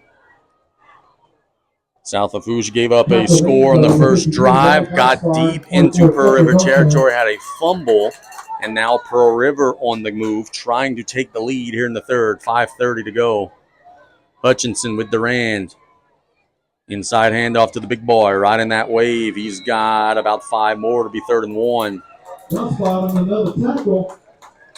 Early in the game, I'm sorry, Brett. Early in the game, the Tarpons were playing at their speed. Now Pearl River kind of leaning their weight on the Tarpons a little bit. Yeah, the thing that still scares me is you know they feeding Durand, but you still got Hudson just waiting, and he got fresh legs. 5 minutes to go. 3rd and 1 coming up. They spread out shotgun set. There's the snap. They give it to Durand again. He lowers his shoulder. He's got it. Didn't get much, but he didn't need much. He picks up about 3 and gets a first down. Yeah, can't stress it enough. You know, gang tackling, get them out. Yeah, they got the first down. It's going to happen, but don't let them get that big gain like you did a few plays ago. Bring them down 2, 3, 4 yards at a time. Get these guys back in the huddle. 4:30 and counting in the third quarter. Pearl River on the go. Tarpons drove and were not able to score a minute ago. Let's see if the Tarpon defense can maybe force a turnover of their own. And when is Hutchinson going to pull one of these? Been giving it to the big boy a lot. He's got it this time on a bootleg. He's got a lot of room to run. Instead, he'll drop it off to a receiver. Caught. Gain of about 8 or 9. That is Keisher. Everybody bid inside run. The quarterback could have ran it. Instead, he dropped it off to Keisher, and they moved the chains. They give him 10 and a first down. To your point, like you said a little while ago, momentum going towards Pearl River, and just an extension of their offense, being able to run, and all of a sudden, play action pass, quarterback's able to kind of roll out. He had the chance. He probably could have ran for 5 or 6 yards before he got touched, but threw the ball downfield. Pearl River, their playbook is starting to expand. Not a good look for us. 3:40 and counting. Hutchinson waiting on the shotgun snap. Has a man in motion. It's an inside run to a smaller guy this time. That's not the big boy. Let's see if we can get an ID on that kid. That was maybe Petrie on the stop for the Tarpons, but that was maybe 20 on the carry. I have a hard time making on the maybe James Lee. Sights on the carry. 25. Picked up about 2. 3 minutes and ticking. Pearl River playing that military academy style ball, grinding down that play clock. Yep. So outside run to Sykes this time, riding his blockers. Got a nice wave. That's another first down. Driving to about the 16-yard line. That Pearl River offensive line starting to impose their will a little bit. Yeah, change of pace back right there. You kind of get the little scat back right there, and all of a sudden you got a three-headed monster. It looks like, and that's not what you want. 3 fresh legs that can just interchange. Not good for the Tarpons. It'll be 1st and 10 from the 15. I'm trying not to be so pessimistic, but it ain't looking good on the defensive side right now, but we still got a lot of game left. We'll see how it goes. Big boy back in there, Duran. Hutchinson has the snap. They give it to Duran. A little bit of a better job that time, but he still falls forward, picks up about 3. Duran will carry the ball. the one thing I'm pretty sure going forward, anytime Pearl River's in the red zone, it's 4-down territory. I have no inclination that they would even try a field goal. Can the Tarpons get a desperately needed tackle for our loss, brought to you by the Terry L. Hunter III Foundation? That would be so welcome right now. Absolutely. 1 second and about 6. Hutchinson and Duran. Tarpons stacking the box. They give it to the big boy, trying to bounce outside. There it is. Tackle for a loss, brought to you by the Terry L. Hunter III Foundation. Braxton Petrie and Rez Dewey coming up. He lost about a half a yard. Great pursuit right there by the Tarpons. Good push up front by the defensive line, too. 3rd and 7 coming up. Do they try to get the ball into Keisher's hands, number 8? That has been their go-to receiver when they have put it in the air. This is a big play in this game. 4th and 7 would be tough for this offense. Hutchinson waiting on the snap. Throws it to the sidelines. It's caught, making men miss, driving near the goal line. It is a 1st down. Number 12, Perez, got it. He looks hurt. And he is injured. He did not get into the end zone, but he did get the 1st down. And it's become such a chess match. Pearl River now doing some of those things the Tarpons were doing earlier, just throwing it to athletes in space, letting them go run. Yeah, and to that credit, it's working. If it works, keep doing it. But that's the thing about football. You have so much space now with the way everybody's so spread out. You figure out where to find the pocket. Yep. You just throw the ball and you make a guy miss and you try and get them yards. And look, I don't know what's going to happen in the next couple of plays, but you would think with 4 shots from the 1-yard line with Duran, Pearl River would be about to take the lead here. The Tarpons are going to have to try to stiffen up, force some kind of a turnover or something, but it certainly feels like momentum is swung a little bit in the favor of the Rebels. I am no fortune teller, but I foresee the Maryland Eye coming out. Yep, I could tell you. Well, that's the formation coming in. Big 53, he was in the Maryland Eye last time. That is, let's see. 53 would be Mitchell. For those not familiar, Maryland Eye is an I formation, but there's 3 guys in the I instead of the traditional 2. And it's just basically we're running the ball downhill and you stop us formation. And really, it's 2 defensive linemen playing fullbacks. It's a bootleg by the quarterback, and he got in. Tarpons had good pursuit, but it is a 1-yard touchdown run from Hutchinson, and Pearl River has a 20-19 lead. They would be wise for them to go for 2, try to make it a 3-point game. Yeah, we had great pursuit. It looked like we would have get him for a loss, but, this guy's shifty. He has kind of sneaky speed to be able to get to the outside, and then, those 2 extra points coming back to haunt us. Big 2-point play. Tarpons are capable of kicking a field goal. If you stop them here, a field goal later can maybe win it. The ball's at the 3-yard line. All right, let's make the noise for this defense. We'd be fools to not see the same thing again. Maryland Eye formation. Good on good. Hutchinson will give it to the big boy this time, and he gets in easily. Pearl River has all the momentum. There's a late flag on this one. Somebody's going to be kicking off 15 yards farther or closer. We'll find out after the signal. But it is 22-19. We'll await the signal before we take our break. We have They're going to talk to Pro River. I think this is going to be on South Lafourche. We have a dead ball, personal foul. Nope, on Pro River, offsetting.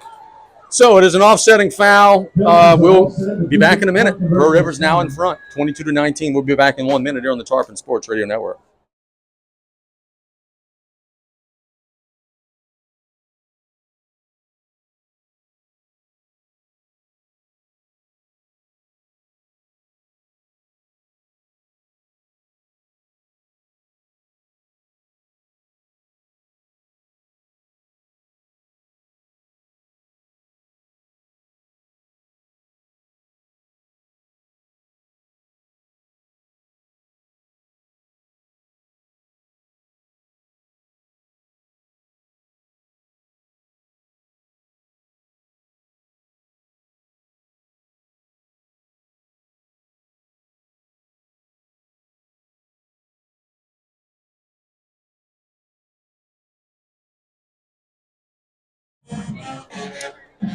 Kickoff is up and away, and it'll be fielded by Dre Hughes at the 12. Dre working up the field, waiting for his wall. Look out! He lowers his shoulder and will drop at the 40. Dre was one missed tackle, but he's also dinged.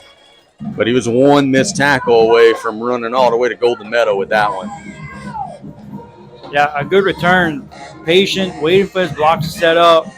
Saw the C's pour and just took off. Ball at the 41-yard line. The Tarpons will play a 1st and 10.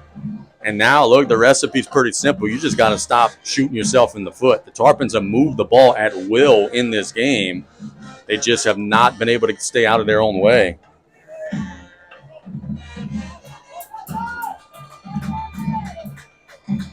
.27 seconds to go in the third. Dardar will be in the gun with Mack. Inside handoff to Dardar, lowers his shoulder, bouncing outside. Good run. It's a first down run on first down, gain of 11. It's a good start to the drive. Probably going to be the last play of the quarter. Yeah, good movement by the offensive line, getting a good push. A little shiftiness from Meathead right there. Saw a little side juke right there. Not often you see that from him. The officials are signaling their timeout, and I'm not exactly sure why. Oh, there's an injured player. Duh, just there. That's why. Number 5 on the far sideline for Pro River is hurt. Hopefully he's okay. This injury timeout brought to you by Thibodaux Regional Medical Center. It is Randall Bannister who limps off the field. I think, Mr. Crosby, that we're about ready to be taking a 1-minute break, because I don't think South Lafourche will run a play here. The clock will roll and the officials signal. Tarpons might get on the line, and they got a look that they love, they might snap it, but I don't know that that'll be what happens here.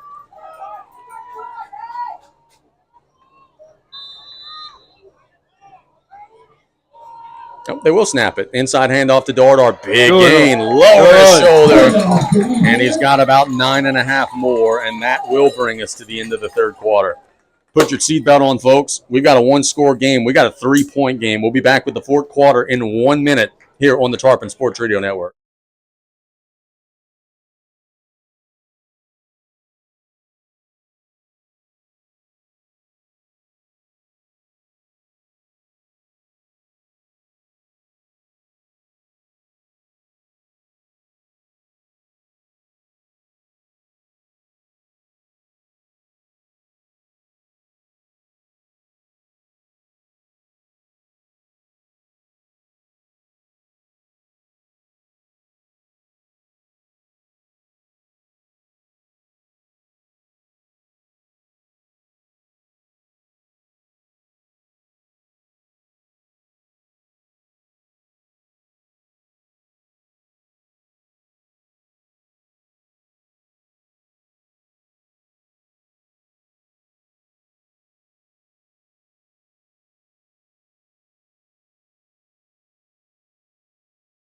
Here, we got the fourth quarter in a 3-point game. Just what everybody thought it would be.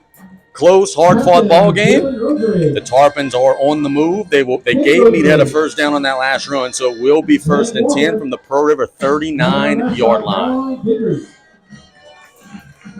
See if the Tarpons could retake the lead First and 10 for the Tarpons. Mac with Dardar. Dardar's had a big day. They give it to him again. Big hole, driving, lower the shoulder. BJ, let me tell you something. You could do that over and over and over again. That Tarpon offensive line is getting a huge surge. That's a gain of 7 on that play. Yeah, good way to answer back to Pearl River. Just run the ball. These guys are not tired. The defense is not tired. That was a big key to our first sack success. We got them tired early. Hat on hat, bring your lunch pail and your hard hat. Let's get to work. Let's run the ball on these guys. 2nd and 3. Tarpon's got to finish this drive with a touchdown. Dardar, little penetration this time, trying to get more, but a much better job by Pearl, a big 42. The guy from the Maryland I formation comes in there and makes a play. That would be Andrew Barron on the stop. It's a loss of a yard. Yeah, a little miscommunication right there. We have a cutback block from the H-back coming in to try and secure the hole, and the pulling guard and the H-back hit each other. Probably the reason why that play blew up. Dre's back out there. Dre was a little dinged after the kick return. Good to see him back out there. It's a huge play. 3rd and 4.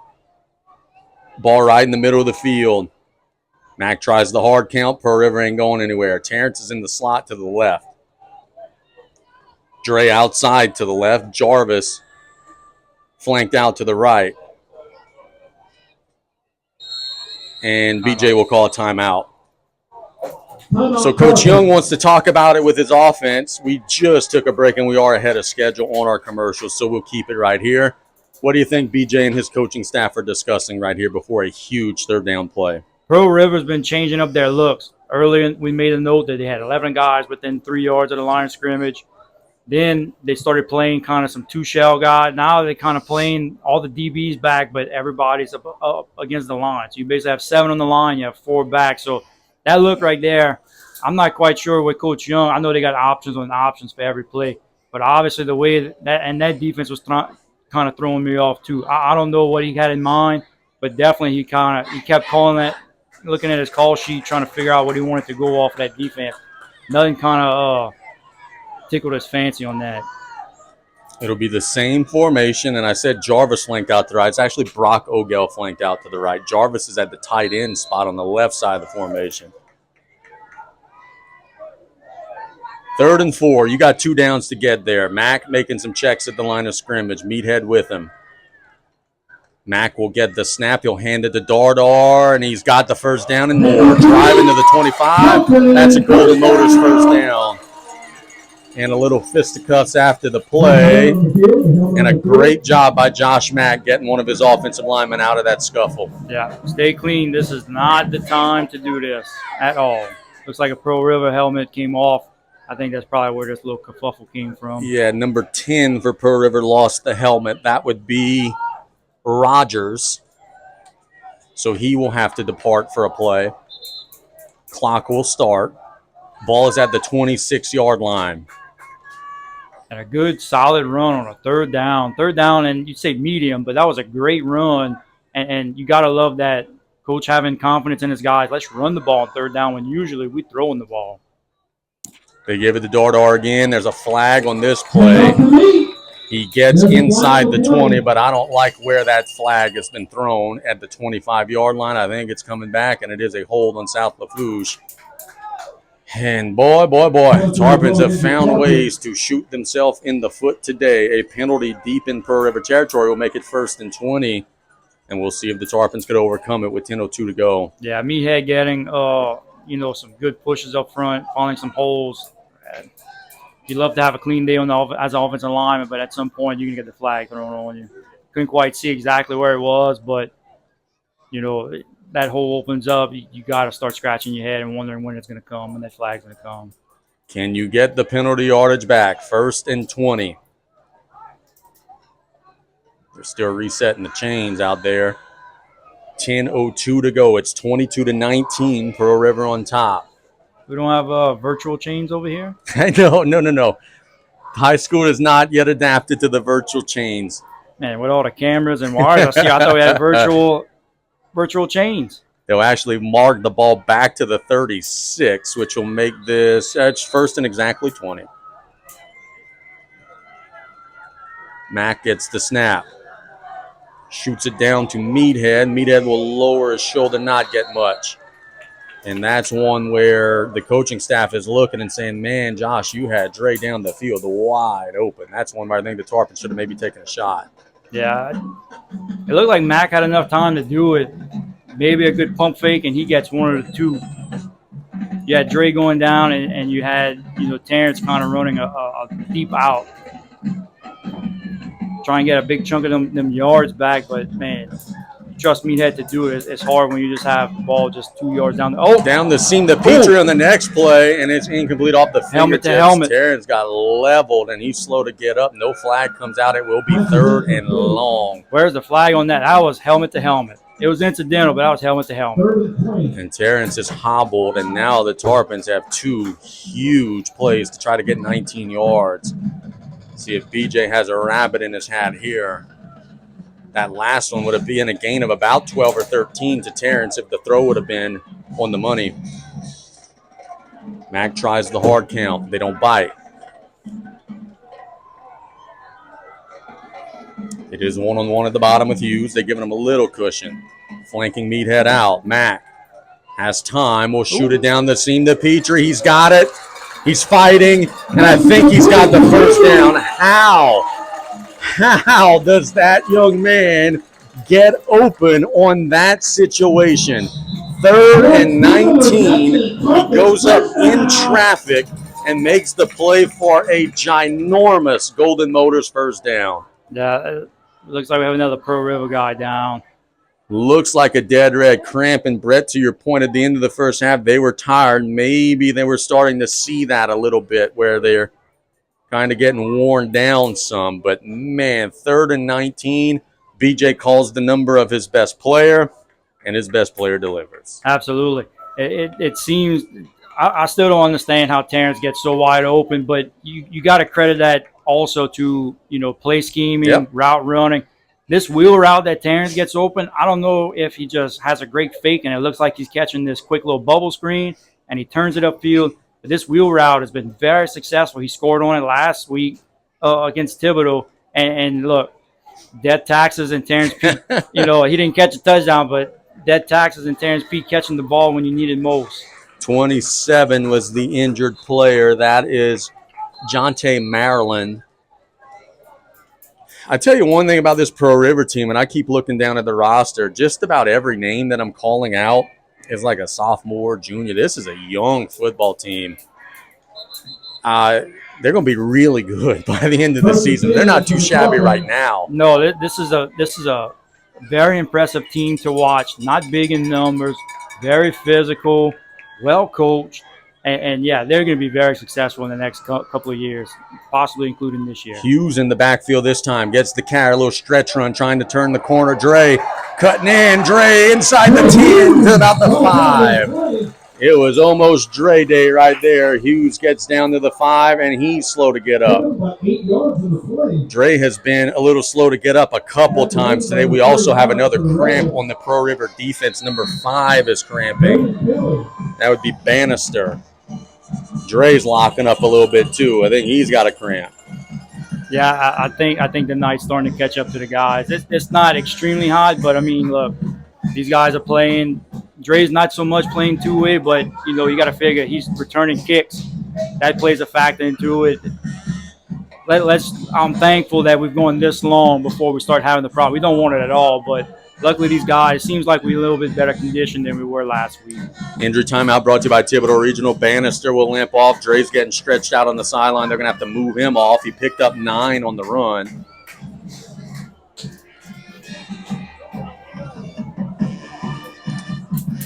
We know what it would be here if Pearl River had the ball. It'd be Maryland high. Can the Tarpons drive it in the same way that the Rebels did? I've seen BJ throw a full house in every once in a while. I wouldn't be opposed to that. I got my buddy BJ Estav that's grilling me right now. And, buddy, I'll tell you what a full house is later on. Tush push coming up, and it's a false start. They were pushing the quarterback before the snap. I mean, guys, what are we doing? You got to wait for the ball to be snapped. That's 5 yards back. It'll go from 2nd and 1 to 2nd and 6. Costly penalty. Yeah. It's always at the most inopportune times. Oh, we were talking about it. It's this team that right now just has a hard time in the clutch situations getting out of their own way. Let's see if they could change it here. They'll give it to Dardar. Breaks a tackle, bouncing, lowering his shoulder near the goal line. He crossed. He's down at the 1. So it'll be first and goal from the 1 yard line. But still, that's a tough one. Yeah, and getting back to that point about the penalties a little while ago, it's not like we got a bunch of first-year starters that you're still working on. These are guys that are back. A lot of these guys played as sophomores in multiple sports. Push coming up maybe. I-form set. Inside handoff to Dardar. They're driving. He's in easily. Tarpons are going to get into the end zone. Big, strong, physical drive from South Lafourche. They retake the lead. It's 25-22 with 7:49 to go. Penalty aside, great drive by the Tarpons. The defense, now is your time. Yep. South Lafourche is one stop away from feeling real good. The problem is that one stop has been eluding them. And it's a big field goal try from Circle to try to make it a 4-point game. Snaps a little low, the kick is up, and it is right down the middle. So the Tarpons do add 7 to the lead. Coach Ray Plazos is fired up. I'm fired up. 7:49 to go. Brett's fired up. We'll be back in 1 minute with the Tarpons turn to try to get a stop here on the Tarpon Sports Radio Network.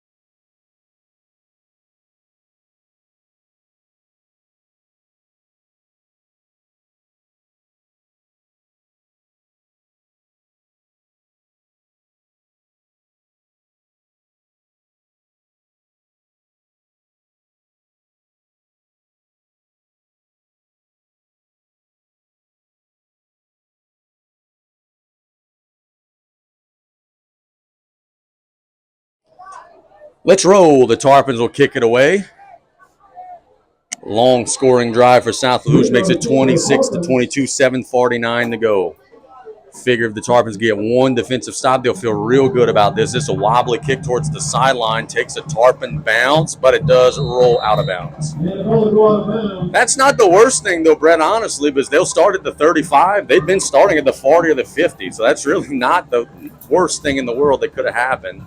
No, it's not. You just don't like to see that kind of stuff. That's something that definitely could be controlled. I think Pearl River might make them kick this again, to be honest with you. Oh, they look like they're bringing their offense out. They'll say, we'll take it at 35. No, Casey, they've been ready to play since 6:15. They ready to roll. Right. They took the field at 6:45. We were wondering what the heck were they doing. They're trying to win a ball game on the road. 7:49 to go. Tarpon defense trying to stiffen up one time. Inside handoff to the big boy. The Tarpons are on him this time. What a tackle. Bo George is on the stop. Maybe in the yard.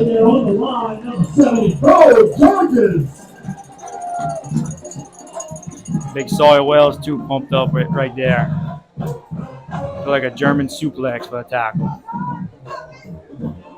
2nd and 9, 7:24 and counting. At what point do they fling one down there to the slot and dare the Tarpons to make a tackle? Because that has been a big weapon tonight, too. Hutchinson waiting on the snap. Another inside handoff, another no gain. Tarpons all over it. Defense with a little life. Sawyer Wells again. School of Tarpons, baby. School of Tarpons. And it'll be 3rd and awfully long. 3rd and 9. If the Tarpons could force a 3-and-out here. Again, how does he say it? Huge. It would be that. But a long way to go. 6:40 to go. Hutchinson in the gun. He's got a 4-receiver set. Steps up in the pocket, looking to run. Get him. Get him. He's breaking tackles. He's got the first down to the 48-yard line. I don't think it was a design draw. I think the quarterback just decided, I'm going to go be a dude, and he broke some tackles and showed that he is a dude. That was a very nice run. He's been a spectacular player so far, whether it's on his feet or throwing the ball. It's been a pleasure watching this guy, but man, it's disheartening. You got Pro River in third and almost a mile, and he's able to get it on his own. 1st and 10 from the 49-yard line, 6:25 to go. Hutchinson will look to throw down the seam. Oh, that was a little miscommunication there. Tarpons have a cramp. Number 6, Tyrese Edwards, who is in coverage, but an incompletion will make it 2nd and 10. 6:22. This injury timeout brought to you by Thibodeau Regional. The shame of it for both teams is it's right before a hydration break. But Tyrese is the guy getting stretched out right now. We hope it is just a cramp.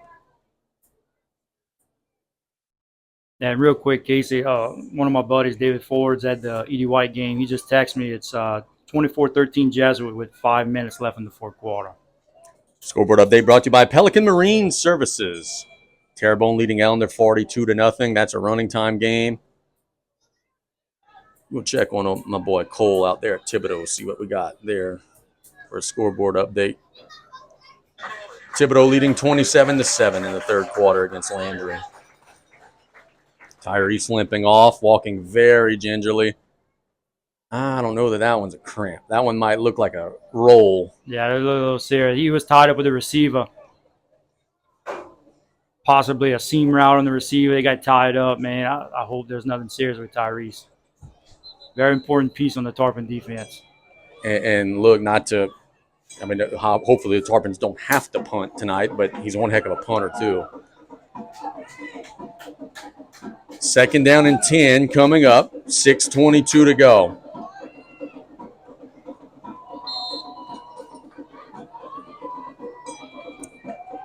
The base cannon will be kicking in just a second before this 2nd down play. Hutchinson.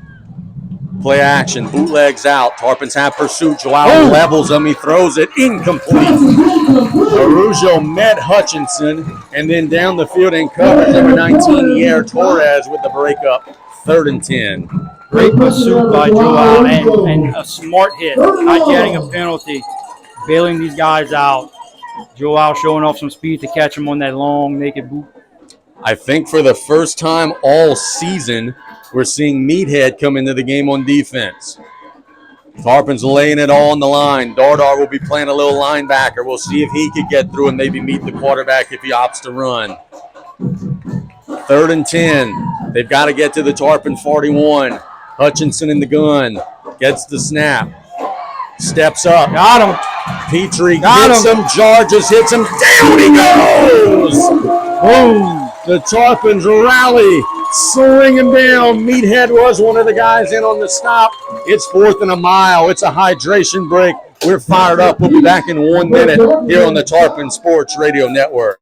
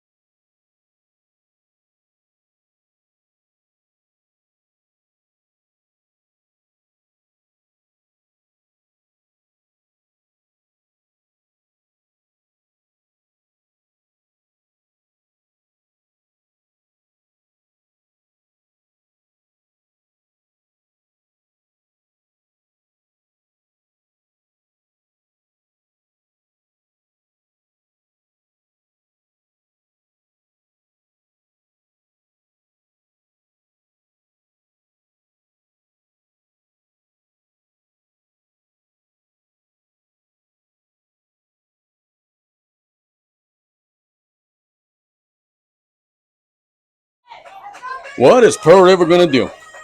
It is 4th and a ton. Their quarterback is their punter. So you got to be really careful here. The ball is at the 43-yard line. They've got to get to the Tarpon 41. Do they dare try something fishy here? The Tarpons are just in a base defense. So they're going to have to do it against a regular defense. There's the snap. He does kick it away. Another nice one. Terrence will catch it at the 20-yard line. Now, here's the recipe. 5:54 to go. South Lafourche is up 26-22. If the Tarpons score a touchdown here, you're feeling real good about this.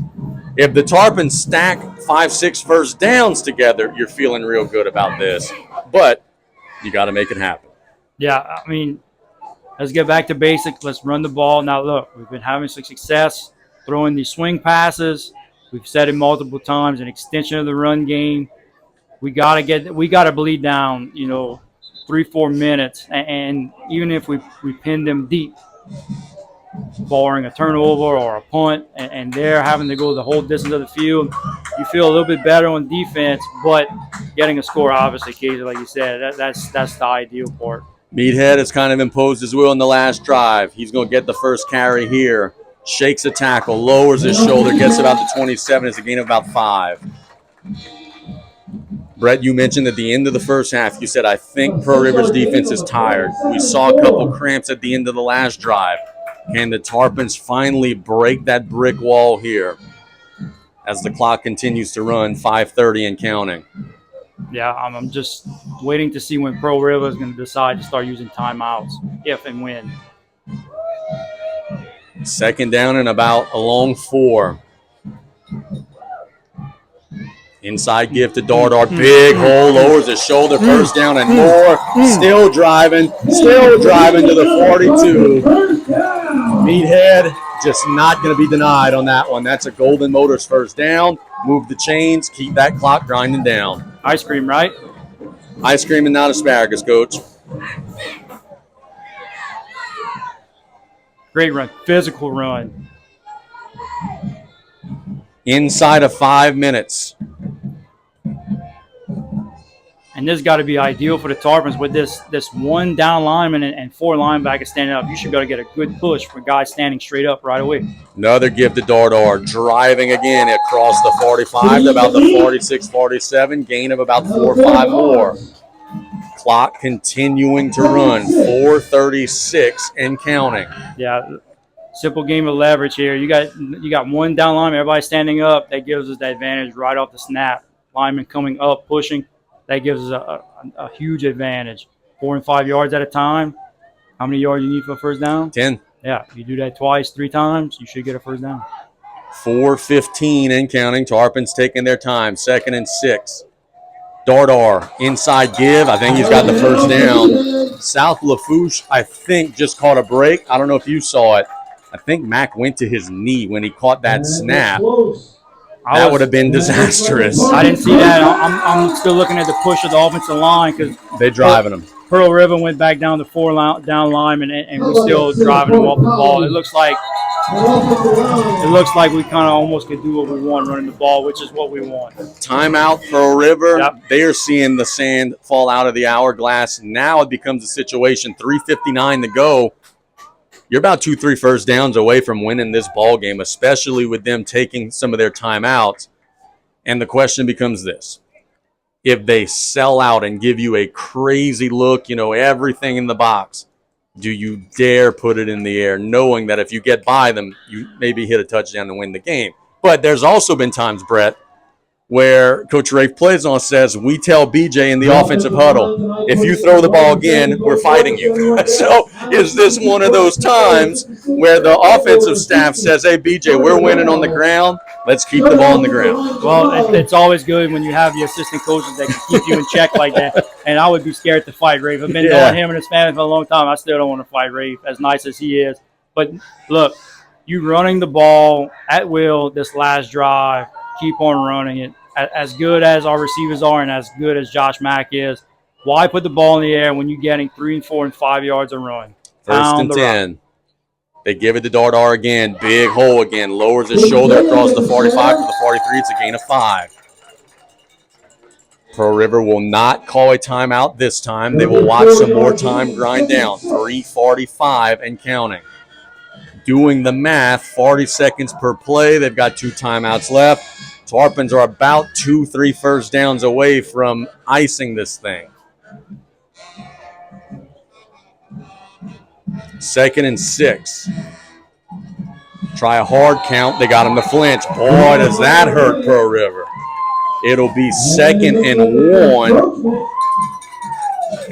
And boy, you talk about the first downs that Pearl River cannot afford to give up. Now the Tarpons are 1 yard away from another one of them. Yeah, right here, clock is your friend. Burn the clock, burn the clock. Even if you're getting 1 and 2 yards, yeah, Pearl River still has a couple timeouts. Burn the clock. And what that does, the clock doesn't stop, so the clock continues to roll. You reset the 40. That's even more time you could drain off here. 3:10 to go. 2nd and 1. Inside handoff to Dardar. He's got the first down. Hold on to the ball, buddy. That's the only thing that matters at this point. He's got a first down to the 30. Shout out my wife again. She always likes to make fun of me while I'm watching football, and she always screams, "Hold on to that ball, Petey." That's great advice right now, but that's one of the only things that would hurt the Tarpons. They can't score if they don't have it. And 2:50 and counting. Pearl River has 2 timeouts. The Tarpons are in a good spot, but the fat lady's not singing yet. 2:36 and counting. You figure after this play, they're going to have to call a timeout. Play clock down inside of 10. Matt gets the snap, hands it to Dardar, lowers his shoulder, driving, gets it to about the 27. Pearl River will not call a timeout. Boy, that's a little surprising. They'll let this thing grind down inside of 2 minutes. Yeah, that makes you scratch your head right there. As the coach basically saying, I don't know what we can do, but, I mean, you got to give yourself a chance. You got to call them, save the time. Tarpons going a little no huddle here. Now, they're not going to snap the ball until it's time, but not letting them make any substitutions is what they're doing. 1:53 and counting. Play clock still not inside of 10. Now it's inside of 10. They'll snap this at about 1:40. There's the snap. Mack will keep it. Boy, what a read. He gets down near the first down. That is such a gutsy read from Josh Mack there, knowing everybody in the world thought that Meathead was getting that ball. Mack keeps it and nearly gets the first down. It'll be 3rd and 2. Pearl River calls their second timeout. Brett, the Tarpons are 2.5 yards away from winning this game. Yeah, look, great pull by Josh Mack. I mean, look, you running Meathead up the middle the last 6-7 plays. I mean, I'm pretty sure that was something that Coach Young pulled up and said, look, this is your chance to pull it. All you need to do is get positive yards, get closer towards the sticks. Don't have to get it, but give us a chance. And here we are, 2.5 yards from basically being able to seal this game. They have 1 timeout, Pearl River does. There's 1:31 to go. If the Tarpons, it'll be a 3rd and about 2.5. If they convert, it's victory formation, adios amigo. And you got 2 plays to get it. It would be hard for me to not put it in 21's belly twice here. Yeah. I'm for sure. If I'm 4th and 1, a long one, I'm still giving it to 21. Mack waiting on the snap. It's to Dardar. Driving. That might be a wrap. I may be a little short. BJ thinks he's got it. I don't think with the spot that he's been given he got it. Pearl River is not calling their final timeout, which is crazy. Wow. Unless if they don't have one. Did they call another timeout maybe and we just didn't realize? They must not have it. There's no way they wouldn't be calling it, Brett. Yeah, I mean, anybody. Inside of a minute. Tarpons come with a hard count. They're not going to snap the ball here. They're going to let the play clock burn down to 1, and they will call a timeout. At 50 seconds, the play clock is down to 10. BJ will call a timeout right at about 42 seconds or so, 45 seconds. And now it's this simple. The Tarpons get a yard, they're 1-1. Tarpons don't get a yard, they're going to have to play a little prevent defense and try to get a stop. But Pearl River apparently has to be out of timeouts, or else they would have called one right there, certainly. Yeah, I agree. I don't know how we missed the first one, unless that was earlier. Miss Angie's saying that they think they got one. I think they got one. I think it'd be crazy to not have called it right there. It's a gutsy call on the coach's part on their end. If he's that confident that he can get the stop and he has that one timeout in his pocket, if he's going to try and get a game-winning drive. But look, I'm the Tarpons right here. Some people would try and draw off sides and get the free yards. Right here, hey, look, we're going on one right up the middle. Blow them off the ball. Exactly. I like you. I don't want the hard count here. I'm afraid that I would move early. Yeah. Go on one, blow them off the ball. Let's win the game. Especially with the Tarpons still having a little bit of problems with false starts. Not as bad tonight compared to last week, but you definitely don't want to put the guys in that position. Under on center. one. Let's see what they got. Hughes in motion. Mac, it's a toss. Oh, it's wide open. Good night, Irene.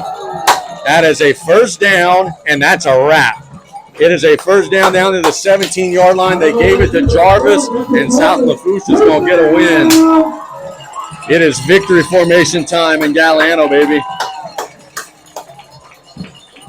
Pearl River might not even call their timeout if they have one. If not, they might not even have to snap it again. But what a physically imposing drive right there. And the Tarpons are going to get to 1-1. They know it. Them boys are fired up. What a great ball game, though. Yes, it was a great game. What a great ball game. Physical, hard-fought ball game. The Tarpons are going to get the win. The teams are lining up. And our final score, South of Lafourche 26, Pearl River 22. We'll be back in 1 minute to wrap things up here with South Lafourche getting a huge win. We'll be right back in 1 with our postgame show here on KLEB. Be safe.